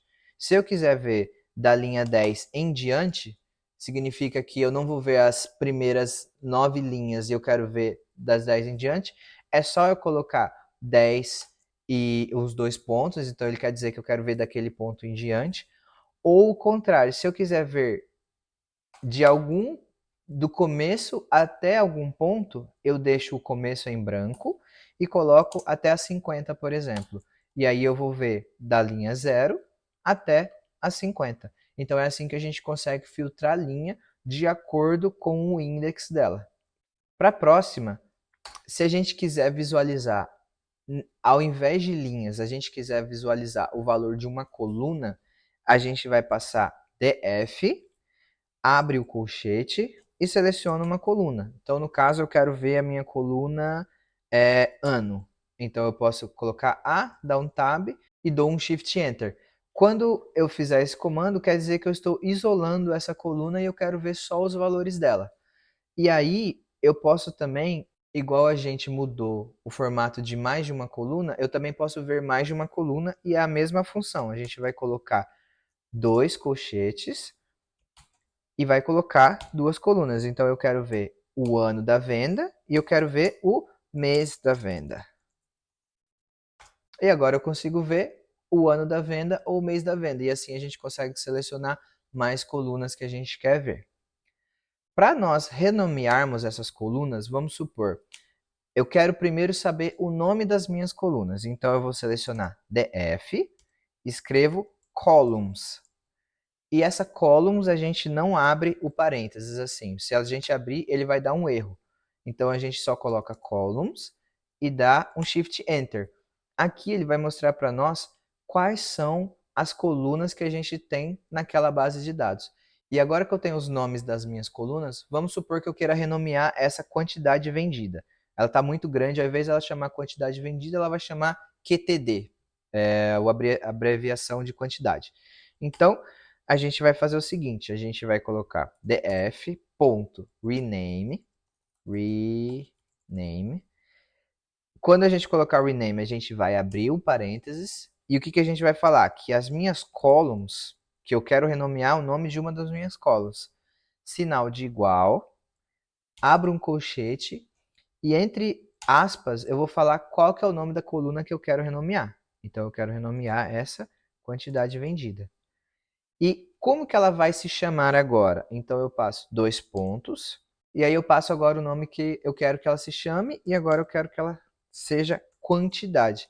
Com isso, a gente vai dar um Shift Enter, e vai ver que agora na minha tabela, ela está como quantidade, não está mais como quantidade vendida. Porém, se você não notar, a gente não declarou uma variável aqui. Isso é porque a gente tem duas formas de fazer isso. A primeira delas é a que você conhece, que é eu vou passar df de novo igual a isso. Ou tem uma segunda maneira que é eu vou dar uma vírgula e vou escrever a função inPlace igual a true. O que, que significa o inPlace? Eu quero que essa função realmente aconteça, e aí você coloca true se você quer que ela aconteça, ou false se você quer que ela não aconteça. Quando a gente fizer isso e der um Shift Enter, você vai ver que eu não criei nenhuma variável, porém quando eu olho a minha df, vamos passar o head de novo, porque esse comando que eu passei, o inPlace.true, disse que o que eu estou realizando aqui para trás, eu quero que realmente aconteça. Então agora a minha quantidade vendida se chama quantidade. E é assim que a gente renomeia uma coluna. Se a gente quiser renomear mais colunas, a gente vai colocar uma vírgula aqui, falar qual que é a coluna que a gente quer renomear, por exemplo, ano da venda. Eu não quero que se chame mais ano da venda. Eu coloco o ano da venda, 2 pontos e vai chamar só ano. E aí, agora ela chama ano e quantidade. Ok? Então é assim que a gente renomeia uma ou mais colunas. E aí uma coisa legal que a gente pode fazer é operações com as nossas colunas. Eu posso fazer alguns cálculos com elas. Então, por exemplo, eu quero na minha quantidade, então para quantidade, vocês lembram como é? Para selecionar, eu coloco o nome da minha DF, abro parênteses, colchete e quantidade. O que, que eu posso fazer agora? Eu posso colocar um ponto e mais uma operação, por exemplo, máximo, e saber qual que é o valor máximo que eu tenho de quantidade. Então eu sei que nenhum lugar vendeu mais do que 50 quantidades. E se eu quiser ver o mínimo, como eu faço? Eu troco para ponto mínimo. E aí eu consigo ver que teve lugar que vendeu zero. Se eu quiser ver a média, eu troco por min. E aí eu sei qual que é a média das minhas vendas nessa base de dados. Se eu quiser ver a soma das minhas quantidades vendidas, eu clico soma. E aqui eu tenho o total que foi vendido. Eu posso fazer uma contagem também, que aí me fala quantas linhas que eu tenho. Então lembra aquele mesmo valor que a gente tinha visto no info lá em cima. Eu posso ver quais são os valores únicos. O que quer dizer os valores únicos? Se a gente agrupar tudo de uma vez, a gente tem essas quantidades vendidas. Então a gente vendeu 47, 10, 32 em várias vezes. E se eu quiser saber quantas vezes cada valor foi vendido, eu posso colocar value counts, que aí ele vai me contar por valor qual a quantidade que essa quantidade foi vendida. Então, 31 vezes foram vendidas 1.261 vezes. 3 vezes foram vendidos 1.250. Então ele repete para cada valor quantas vezes aquela venda naquela quantidade aconteceu. Então é muito importante, por exemplo, se eu quiser saber, vamos supor aqui, mês da venda, eu sei que na minha quantidade, no meu mês 1, teve 5.000. No meu mês 2, teve 5.000. E por assim vai. Então eu consigo saber nas minhas quantidades únicas quantas vezes aquela operação foi realizada. Então esse value counts é muito poderoso para isso. E aí a gente pode também ordenar uma DF com base nas nossas colunas. Vamos pegar df.head e vamos colocar 20 linhas. Você pode ver que ele não está ordenado pela quantidade. Ele está ordenado pelo número da loja, depois número do produto, depois mês da venda. Mas se a gente quiser mudar essa tabela para ser ordenada por base na quantidade ou em qualquer outra coisa, a gente pode passar uma função que chama sort values. Então a gente vai colocar df.sort, e aí você pode ver que tem como você filtrar tanto por index, que é esses valores aqui no canto, quanto por values, e eu quero filtrar por values. Qual que é o value que eu quero filtrar? Eu quero que ele filtre por quantidade. E aí você pode ver que, por padrão, ele começa sempre do menor para o maior. Então ele está começando dos valores 0 até os valores nulo. Mas se eu quiser ver o contrário, que é o que geralmente a gente faz, a gente quer ver do maior para o menor, a gente vai passar o seguinte parâmetro: ascending. Aí então a gente pode dar um tab, escrever ascend, que ascend quer dizer crescer. Então a gente não quer que ele cresça, a gente quer que ele diminua. Então a gente pode escrever false. E aí a gente vê que a nossa tabela agora, tá vendo que os números das linhas estão totalmente bagunçados, porque agora ele está filtrando pela quantidade e não pelo número da loja ou número do produto. E então eu consegui, com base na quantidade, ordenar essa tabela. Mas eu também posso mudar por ano. Eu quero que ele me traga do ano maior para o menor. E eu também posso ordenar essa tabela não só por uma coluna, mas por várias. Então eu posso selecionar aqui, por exemplo, que eu quero filtrar do maior para o menor a quantidade, mas também o mês da venda. Então eu quero que ele apareça primeiro os que tenham o mês maior e a quantidade maior. Então quantidade, coloco o meu colchete e mês da venda. E aí agora você pode ver que ele mudou. Ele começa pelas vendas que tem o mês maior e a quantidade maior. Então ele vai sempre ser assim, 50, 12, tudo mais. Eu posso trocar também por ano. Então ele me mostra os que têm a maior quantidade, o maior ano, e assim eu consigo brincar com a minha base de dados. Eu posso também filtrar minha base por valores condicionais. O que significa isso? Lembra que a gente tinha feito aquele if lá atrás? Que se a pessoa tivesse mais de 18 anos, ela poderia entrar na balada? Aqui é a mesma coisa. A gente vai criar uma condição para filtrar aquela base. Então, eu quero filtrar pela quantidade só as vendas que tiveram quantidade acima de 20. Então, como a gente faz isso? A gente seleciona a base, seleciona de novo. Então, o que a gente está fazendo? Eu quero a DF, onde dentro da DF, na coluna quantidade, o que eu disse aqui? Eu disse que eu quero filtrar todas as linhas da DF, onde a minha coluna quantidade seja maior ou igual a 20. E aqui ele me mostra todos os valores que são maiores ou igual a 20. Vocês lembram que tinha 60 mil linhas? Quando a gente olha agora essa tabela, ela tem 36 mil. Ou seja, todas as vendas que foram menores do que 20, a gente não está mostrando nessa condição agora. E eu posso mudar esse valor. Eu quero que agora ele me mostre somente onde forem iguais a 20. Só que o igual a gente tem que colocar duas vezes. Lembra que eu disse no começo que igual uma vez é só para variável? Quando a gente quer fazer uma condição, a gente coloca dois iguais. Então, eu quero que ele me mostre somente onde a quantidade é exatamente igual a 20.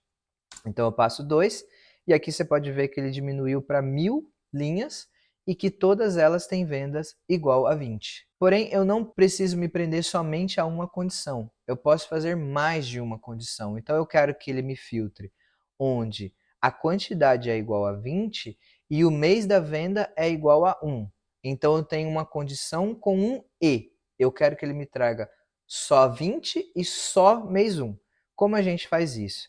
Aqui a gente já tinha aberto esse colchete. O que que a gente vai fazer? A gente vai colocar um parênteses entre essa condição que a gente fez. Vamos colocar um sinal de E comercial e vamos passar a segunda condição. Qual que é a minha segunda condição? Dentro do parênteses, eu quero onde o meu mês da venda, tem que colocar sempre igual, mês da venda, for exatamente igual a 1. Então agora você pode ver que ele caiu de 1000 linhas para 80, porque ele só está me mostrando onde é exatamente o mês da venda 1 e exatamente quantidade 20. Mas também a gente não precisa fazer um E, porque quando a gente faz uma condição E, os dois critérios têm exatamente que serem atingidos. Se eu colocar um exemplo que não existe, por exemplo, 13, ele não vai me trazer nada, porque existem quantidades 20, porém não existe mês 13. Então, o que que eu posso fazer nesse caso? Eu quero que ele me traga quando for quantidade 20 ou o mês for 2. Então, a gente troca esse E por aquela barra em pé. Eu não sei o nome disso, mas é aquela barra em pé. Então, eu quero que ele me traga onde a quantidade for 20 ou o mês seja 2. Ele aumentou para 6.000 linhas. Isso por quê? Porque ele agora está considerando os valores onde a quantidade é 20, então ele tem todos os meses onde a quantidade é 20, só que escondido aqui, ele também tem o mês 2. Então eu vou pegar aqui, ó, sample, que era aquele comando de pegar linhas aleatórias, e vou passar 20.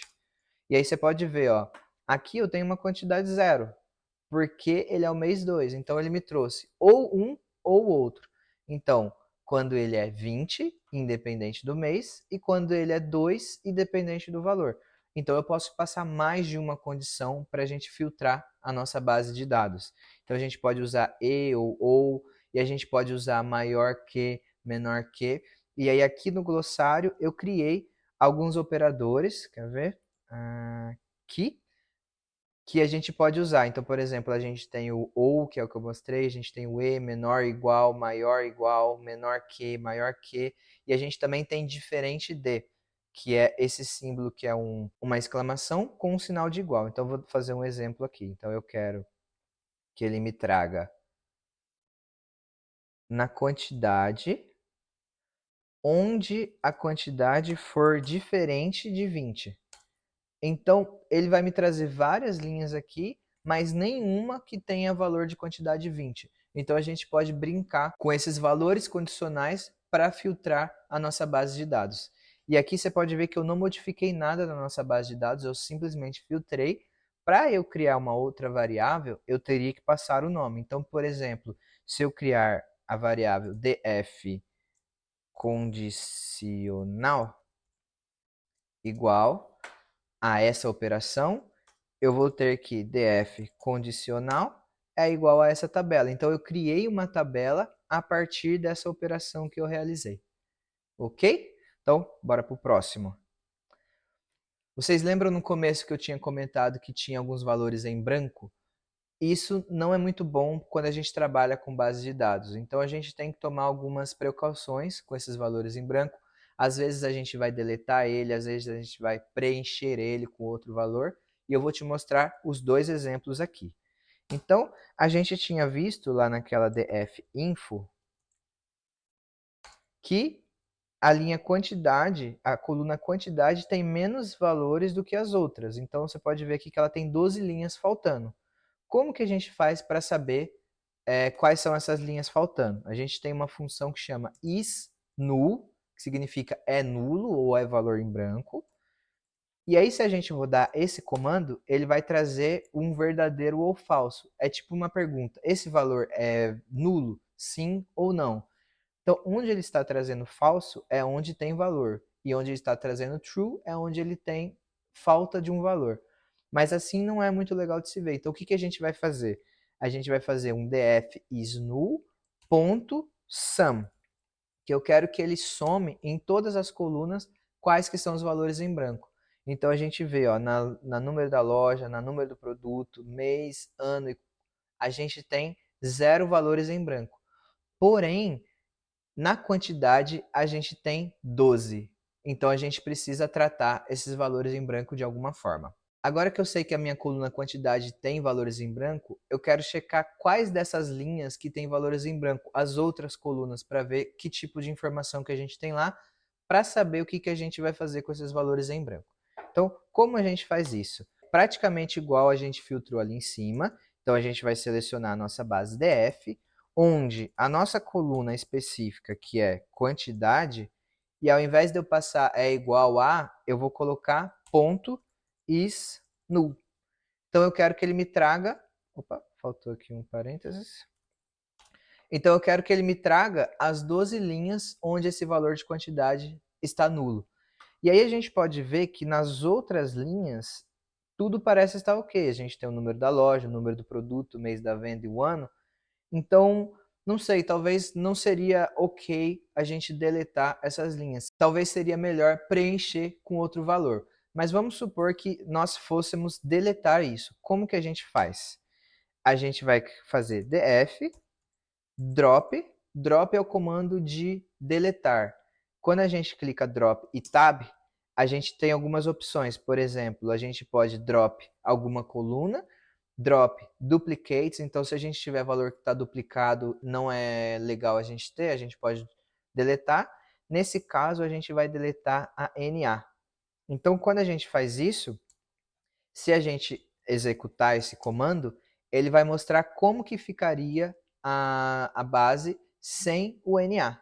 Então, ele passaria a ter essa quantidade de linhas, que era os 60.000 menos 12. E aí, lembrando que aqui ele não executou nada, porque eu não criei nenhuma variável e nem passei o inplace, que eu tinha te mostrado. Mas como eu não vou querer deletar, o que, que eu vou fazer? Eu vou criar uma outra base. Então, df sem nulos. E a minha df sem nulos, eu vou fazer um df igual a drop_na. E aí, quando eu rodar a minha df sem nulos, e eu vou buscar as minhas infos, eu vou ver que todas as colunas agora têm 59.988 linhas, porque eu deletei aquelas que estavam em branco.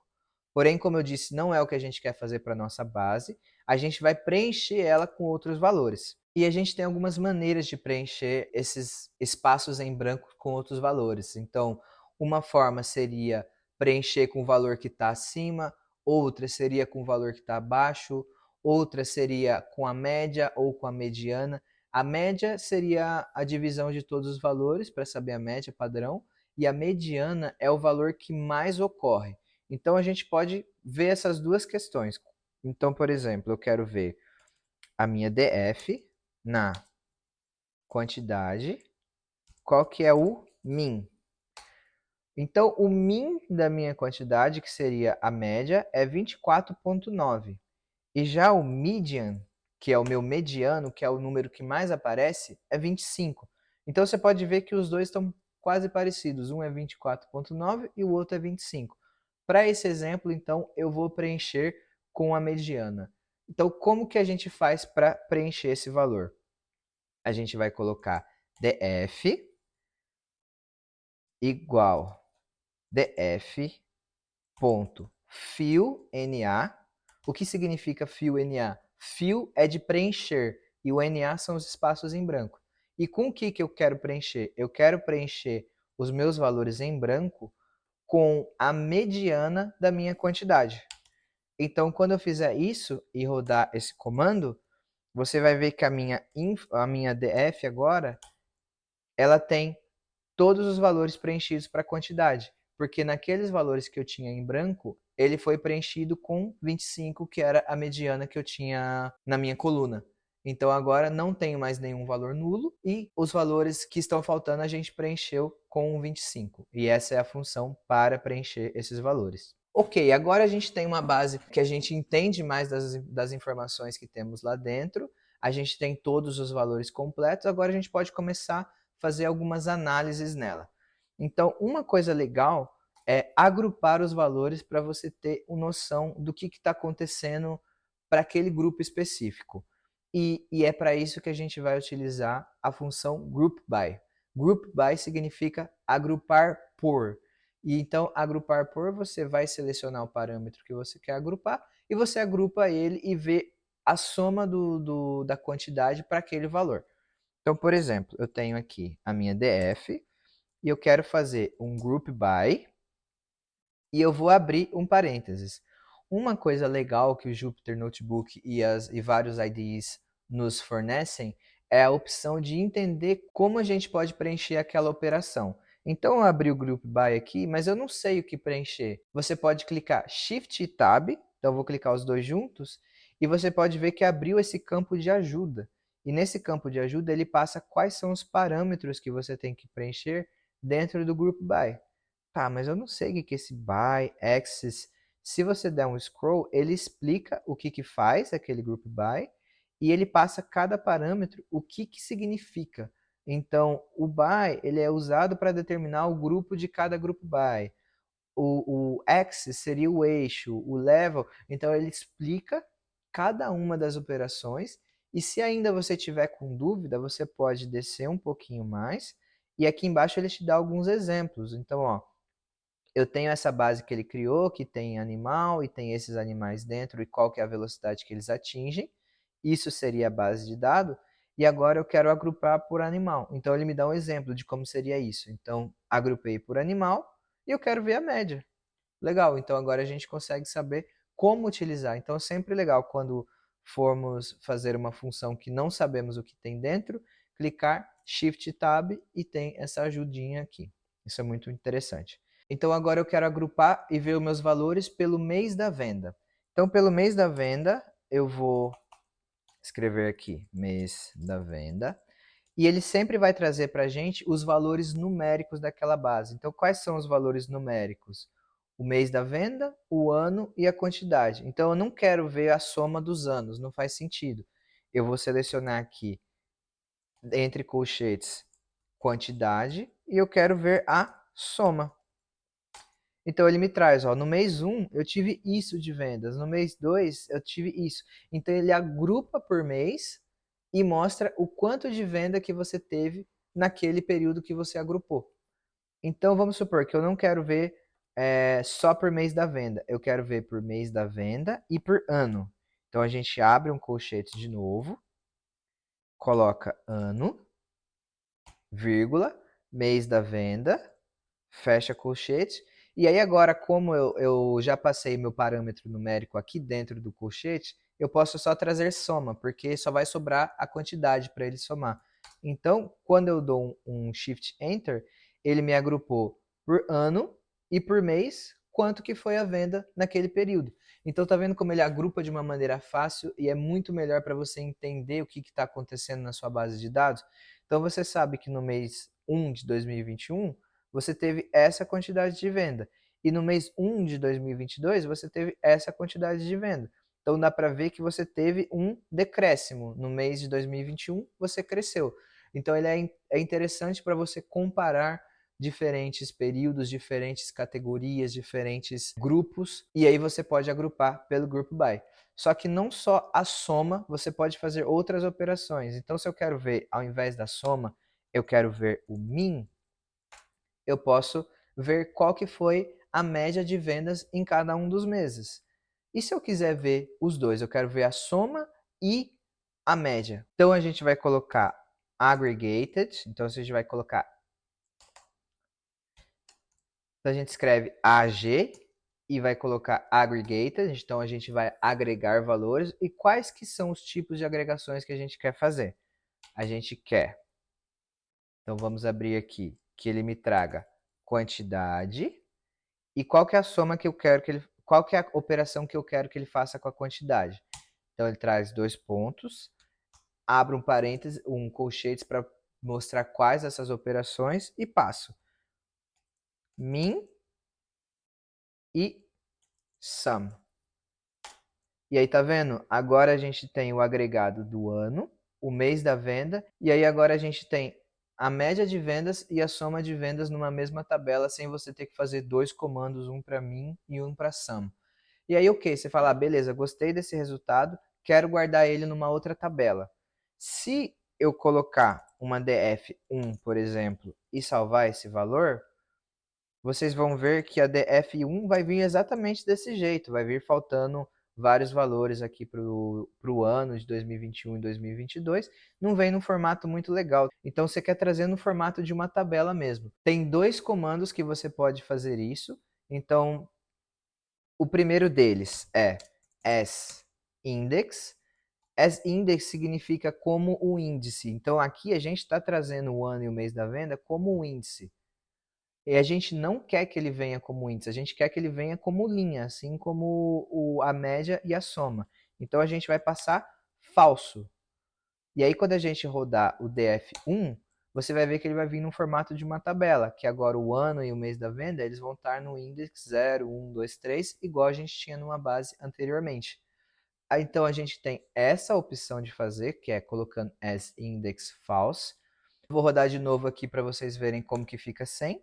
E uma outra maneira de vocês fazerem a mesma coisa é você passar o comando reset index.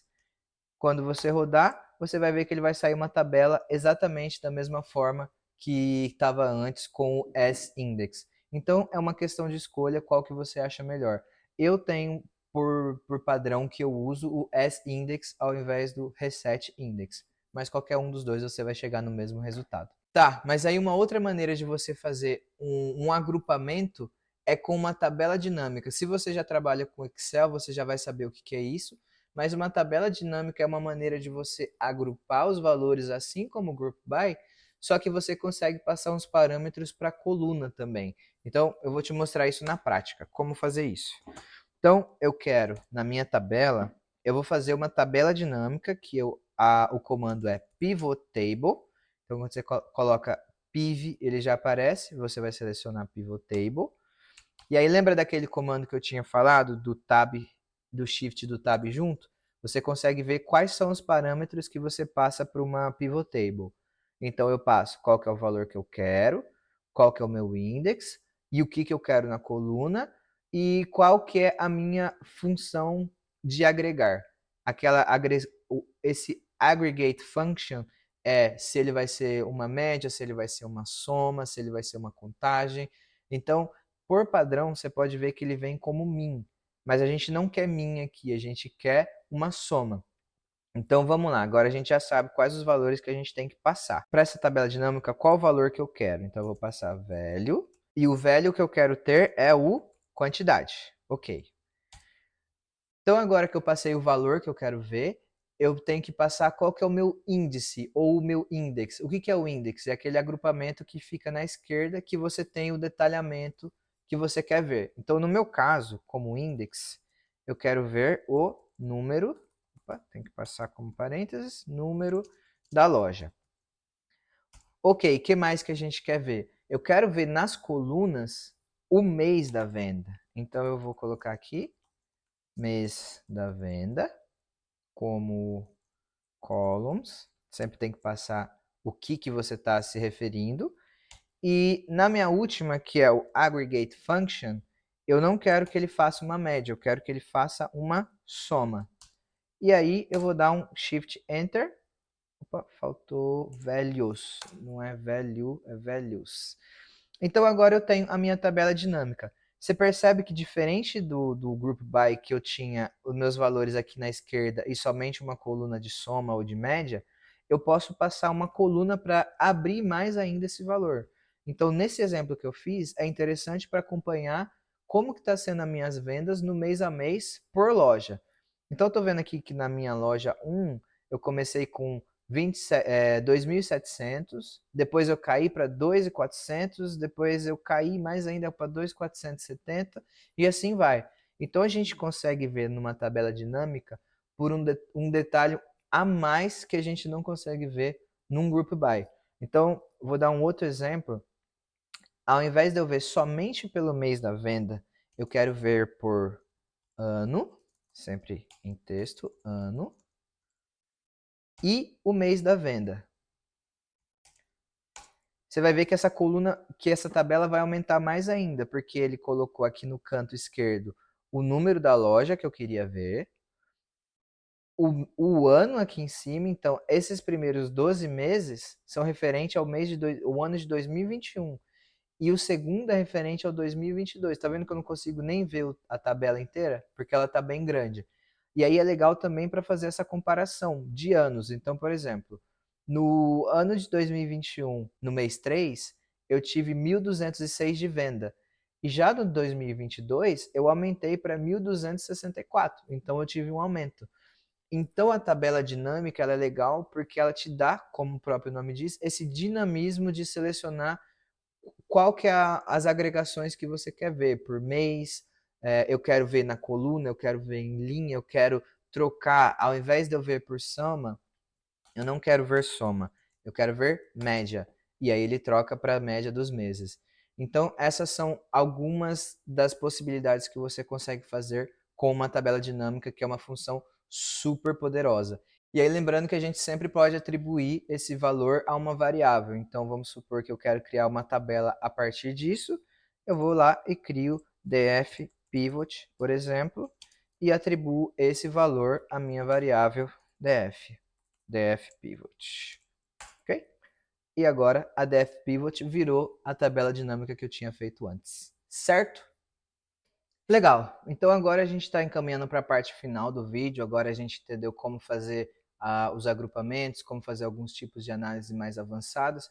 Porém, se a gente parar para pensar nos agrupamentos que a gente fez na tabela dinâmica, quando a gente quer analisar a nossa base de dados para entender como que está a performance das nossas lojas, é muito difícil você saber, lidando com 50 lojas, 500 produtos, qual loja que é a número 1, a número 2. Então, concorda comigo que quando eu vejo aqui, número da loja 1, vendeu o produto 1 no mês 1, com a quantidade 47, eu não tenho muita informação sobre essa loja e sobre qual produto é esse? Então, agora a gente vai entrar num conceito de base de dados, que é um conceito até um pouco mais avançado. A gente vai ver bastante também na aula de SQL, então fica ligado aí, não esqueça de se inscrever para não perder os próximos tutoriais, que é a junção de bases diferentes. Lembra que no arquivo inicial a gente tinha uma df lojas, uma df produtos, uma df vendas? Então quer dizer que nas outras dfs eu tenho outras informações sobre aqueles produtos e sobre aquelas lojas que não faz sentido eu trazer na minha base de vendas porque ficaria uma coisa muito grande. Então como que a gente trabalha com base de dados? A gente tem uma master data de produto, a gente tem uma master data de loja e a gente tem uma base de dados de venda que a gente linka essa base de produto com o produto e essa base de loja com a loja, e aí a gente começa a ter mais informações sobre essa base de vendas que a gente está analisando. Então a gente tem alguns tipos de junções que a gente faz, eu trouxe alguns exemplos aqui. A gente tem a left join, eu deixei aqui descrito o que significa cada um desses tipos de join, mas a que a gente mais vai usar, e a única que a gente vai usar hoje, é a left join. Qual é a diferença entre elas? A left é o seguinte, eu tenho a minha base de vendas e eu quero trazer da base de produtos só o que complementa essa base de vendas. Eu não quero trazer mais informação de lá que eu não já tenha aqui na minha primeira. Essa inner, e aí você consegue ver pelas cores, então eu tenho uma base inteira, uma outra base, e eu só quero trazer o que correlaciona das duas. O full outer join significa que eu vou trazer das duas bases tudo de tudo. Então eu vou juntar as duas bases, independente se essas informações conversam ou não. No inner join, você consegue ver que ela só está azul a parte do meio, que são as informações que se conversam. Então, como que seria essa nova base? O que eu tenho de informação nessa base que conversa com essa, eu vou trazer em uma só o que se conversa. O que é diferente eu não vou trazer. E a right é o contrário da left. Eu tenho a minha base de vendas e eu tenho a minha base de produtos. Eu vou fazer uma right join, significa que na minha base de produto, eu vou trazer algumas informações que se conversam de vendas, não ao contrário, não a de produto para vendas. Então, o que a gente vai usar nesse caso é a left join. A gente quer trazer para a nossa base de vendas as informações complementares de produto e de loja. Então, vamos lá para o código. Então, primeiro a gente vai importar essas bases. Então, lembra aquele processo de ler as nossas bases? df, e a gente vai criar um nome para elas, então, por exemplo, df lojas, que vai ser igual pd.read, e aí lembra que tem as opções, no nosso caso é a CSV. Se você não lembra, você só abre as aspas e coloca df, dá um tab e ele vai dar as opções. Então, como eu quero a loja, é essa. E eu vou fazer a mesma coisa, só que para o produto. Então, df produtos igual pd.read csv. Vou abrir uma aspas e eu quero a df produtos. Pronto. Então a gente vai começar visualizando aquele mesmo processo que a gente fez para a base de vendas. Então vamos começar aqui com a lojas. Então, df lojas, eu quero que ele me traz informações sobre essa base.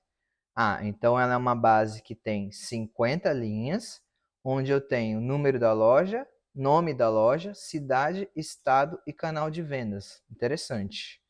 Então aqui eu quero ver as primeiras linhas dessa base.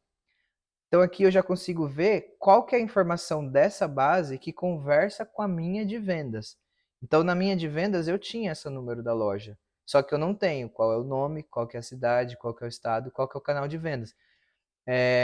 Concorda comigo que tendo essas informações na base de vendas fica muito mais claro para eu entender do meu negócio, sabendo onde que está localizado, qual que é o nome, qual que é o canal que ela trabalha. Então agora a gente vai fazer a mesma coisa para produtos. Então vamos trocar aqui lojas para produtos e eu quero ver as informações. Então eu também tenho 50 linhas e nessas linhas eu tenho o número do produto, nome do produto, categoria, marca e preço. Essa informação também é bem relevante, porque lembra que na de vendas a gente só tem a quantidade? Com essa agora a gente tem o preço. Com o preço a gente multiplica pela quantidade e a gente sabe qual é o valor final. Então as coisas já começam a fazer mais sentido. Então vamos olhar aqui também as primeiras linhas dessa base. Então eu tenho número do produto, que é a mesma informação que conversa com a outra base. Então depois eu tenho o nome daquele produto, qual que é a categoria do produto, a marca dele e um dos mais importantes, o preço do produto. Só que eu não sei se vocês se lembram, quando a gente carregou a base de vendas, o número do produto e o número da loja vieram exatamente como está aqui, como inteiro. E a gente não quer como inteiro, a gente quer ela como texto.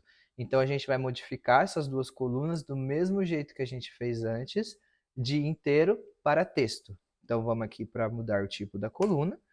Então na minha DF de lojas, eu quero mudar a coluna número da loja igual, copia de novo, cola, S-type, e dentro do S-type eu passo qual que é o tipo. Então agora eu quero como string. E eu vou fazer a mesma coisa para a base de produtos. Eu não consigo fazer junto aqui, porque eu estou falando de duas lojas diferentes. Então eu não consigo abrir mais um colchete e passar o número do produto. Então a gente tem que passar mais uma variável, que vai ser a de produtos, com número do produto. A gente vai copiar e vai falar que nessa coluna a gente quer que o tipo type seja string, certo? O mesmo comando que a gente fez lá em cima. Então a gente vai rodar. Quando a gente olha aqui em cima no info, agora mudou para objeto. Então todos eles são objetos, tá vendo?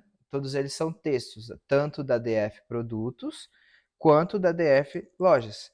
Então quer dizer que agora as duas bases estão falando a mesma informação no mesmo tipo. Eu não conseguiria juntar uma base que o tipo de uma é inteiro e o outro é texto. Então a gente colocou as duas conversando a mesma língua e agora a gente vai fazer as modificações necessárias.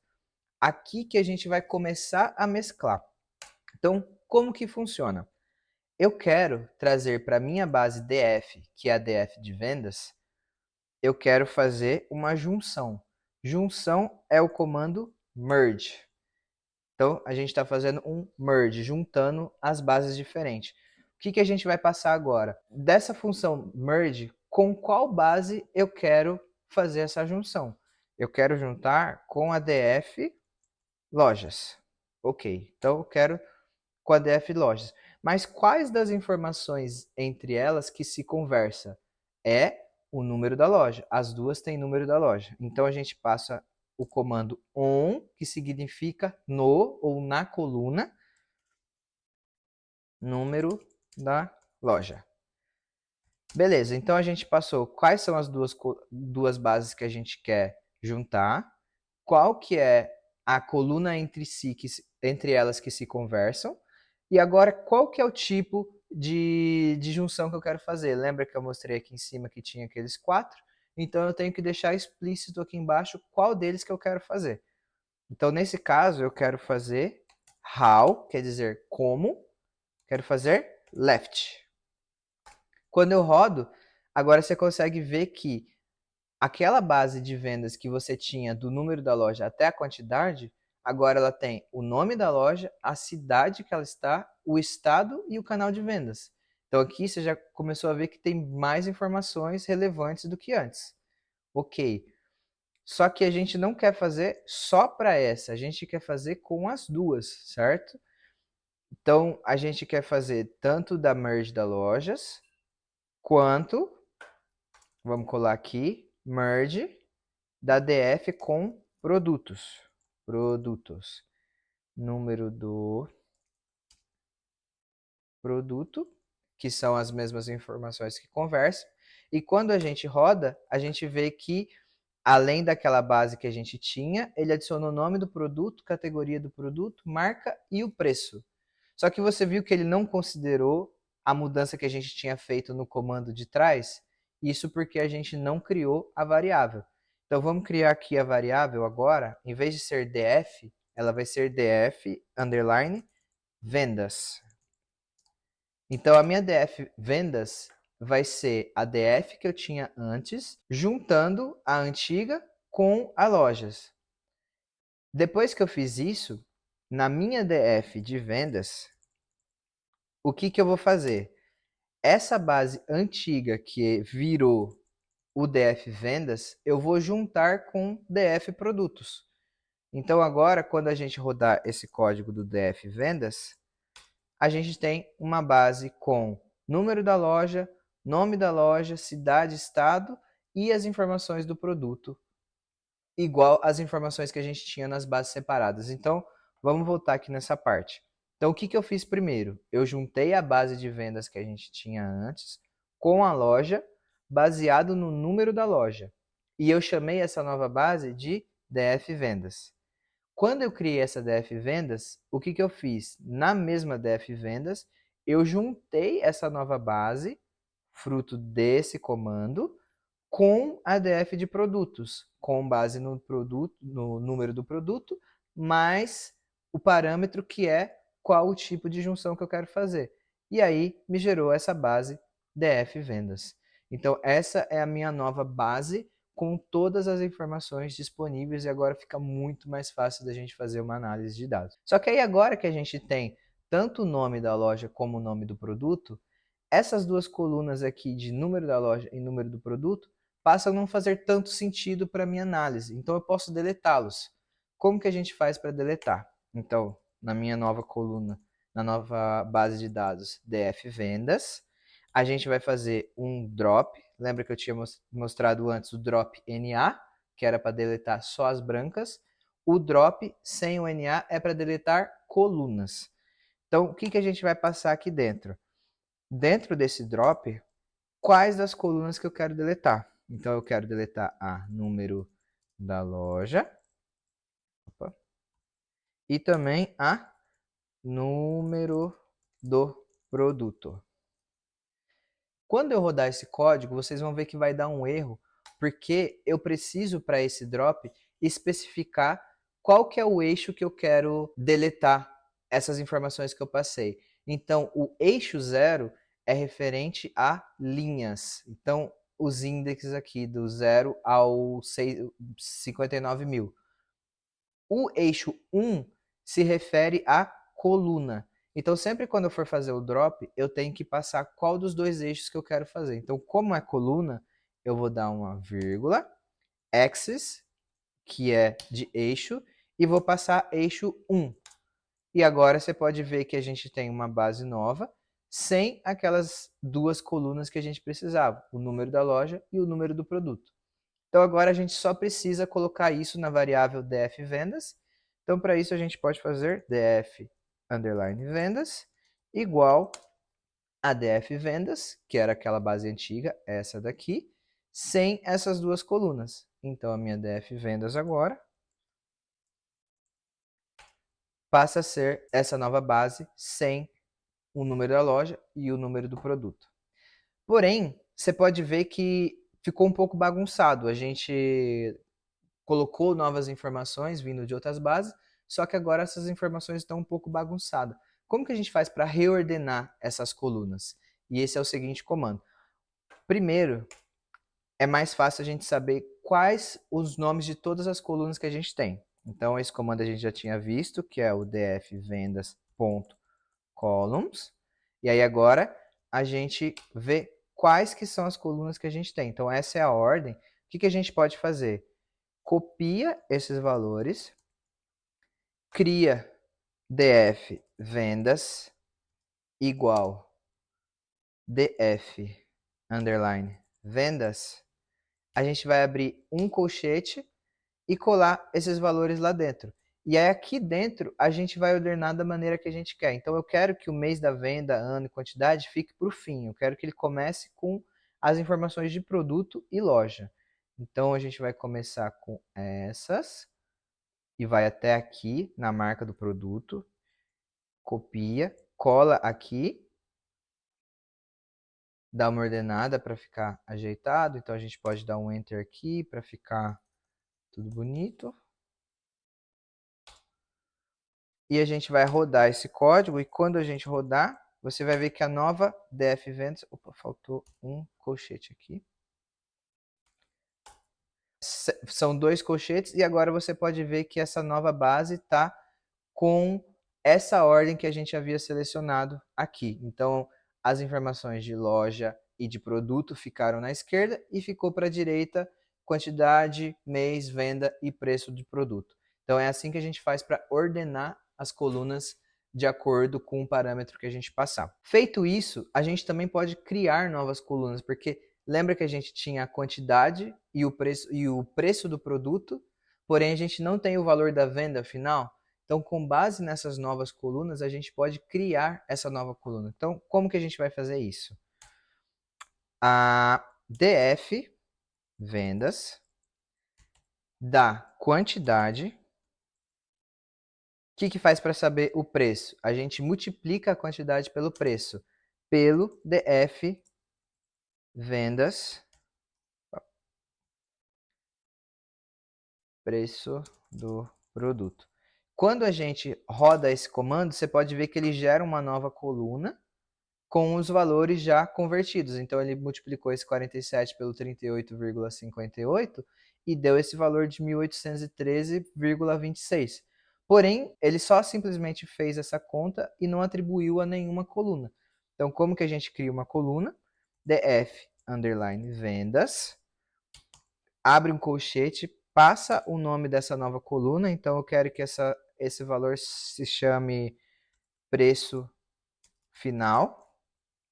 Fecha o colchetes e vai receber quantidade vezes preço de produto. Então, o que, que eu fiz? Na minha base de vendas, eu criei uma nova coluna chamada preço final e que essa preço final vai receber a quantidade vezes o preço do produto.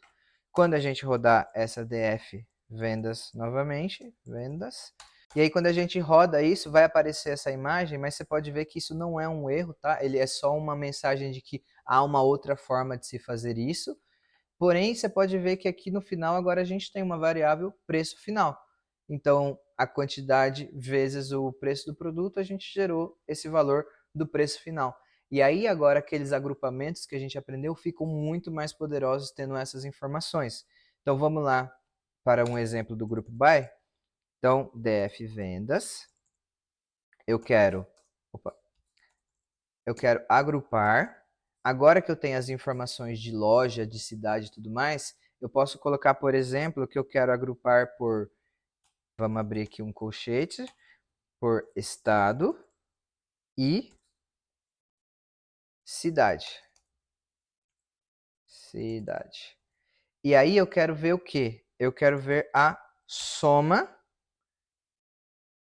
só que somente do preço final.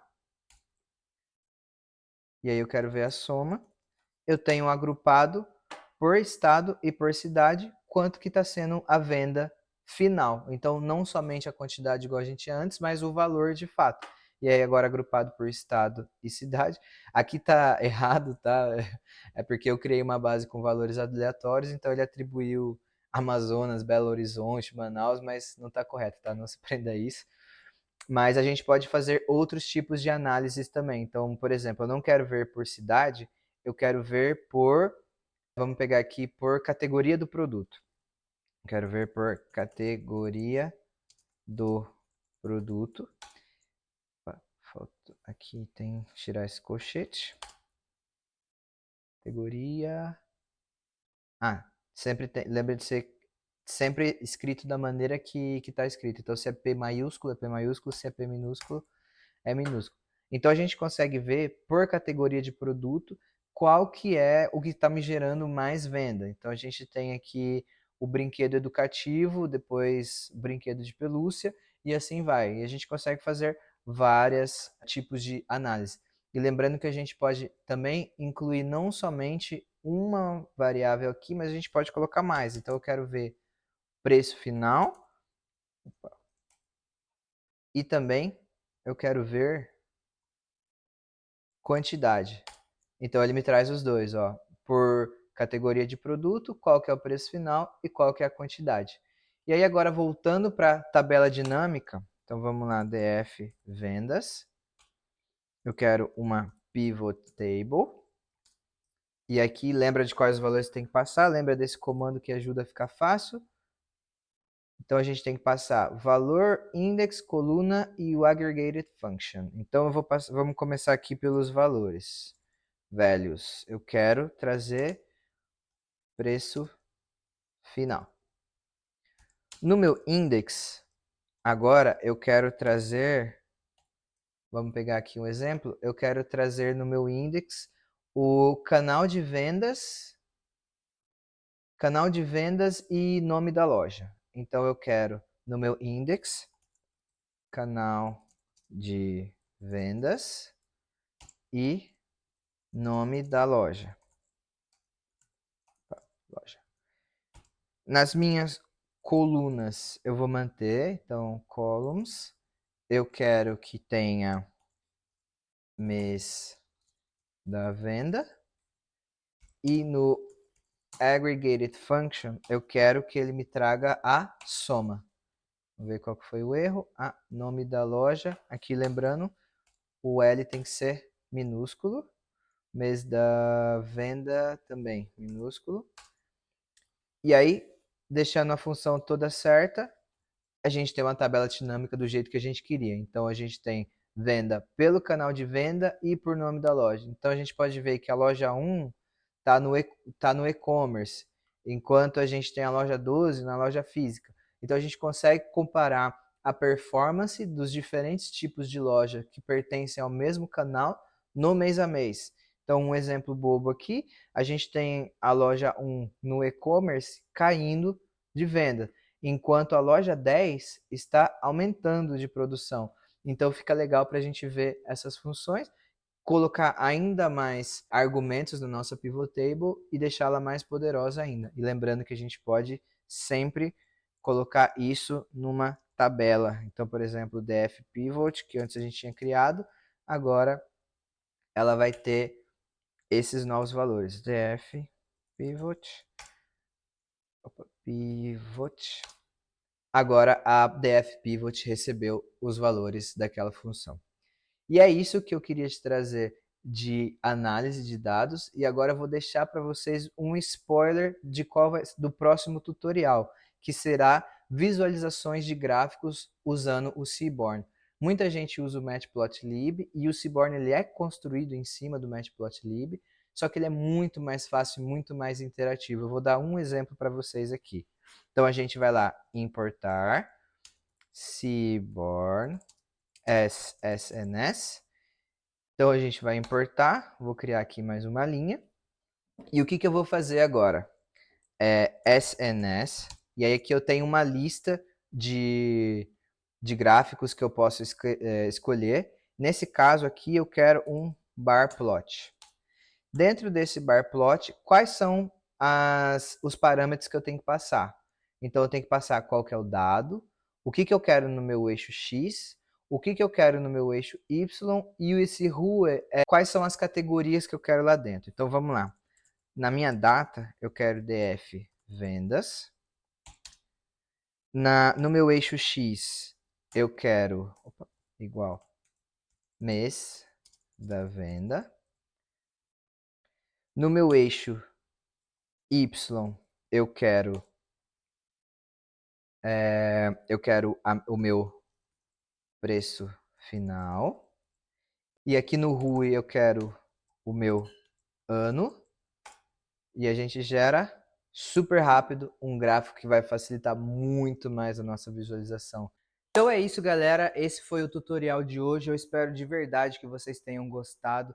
Peço que, se esse vídeo de alguma forma te ajudou, deixe o like. Isso é importante para que o algoritmo do YouTube entenda que esse vídeo é relevante e entregue ele para mais pessoas. Então eu peço que vocês deem um like, se inscreva também para ficar ligado para os próximos tutoriais que eu vou deixar aqui no canal. E eu sei que pode ser muito difícil agora no começo, se você estiver aprendendo programação. Ainda mais se você for uma pessoa igual a mim, que nunca trabalhou com TI, que não tem nenhum background em ciência da informação, ciência da computação ou coisa do tipo. Então eu sei o quão difícil pode ser, eu sei o quão desafiador pode ser nesse começo, mas eu estou aqui para ajudar vocês e fazer com que todos nós consigamos ser analistas e cientistas de dados de sucesso. É isso? Então, nos vemos na próxima.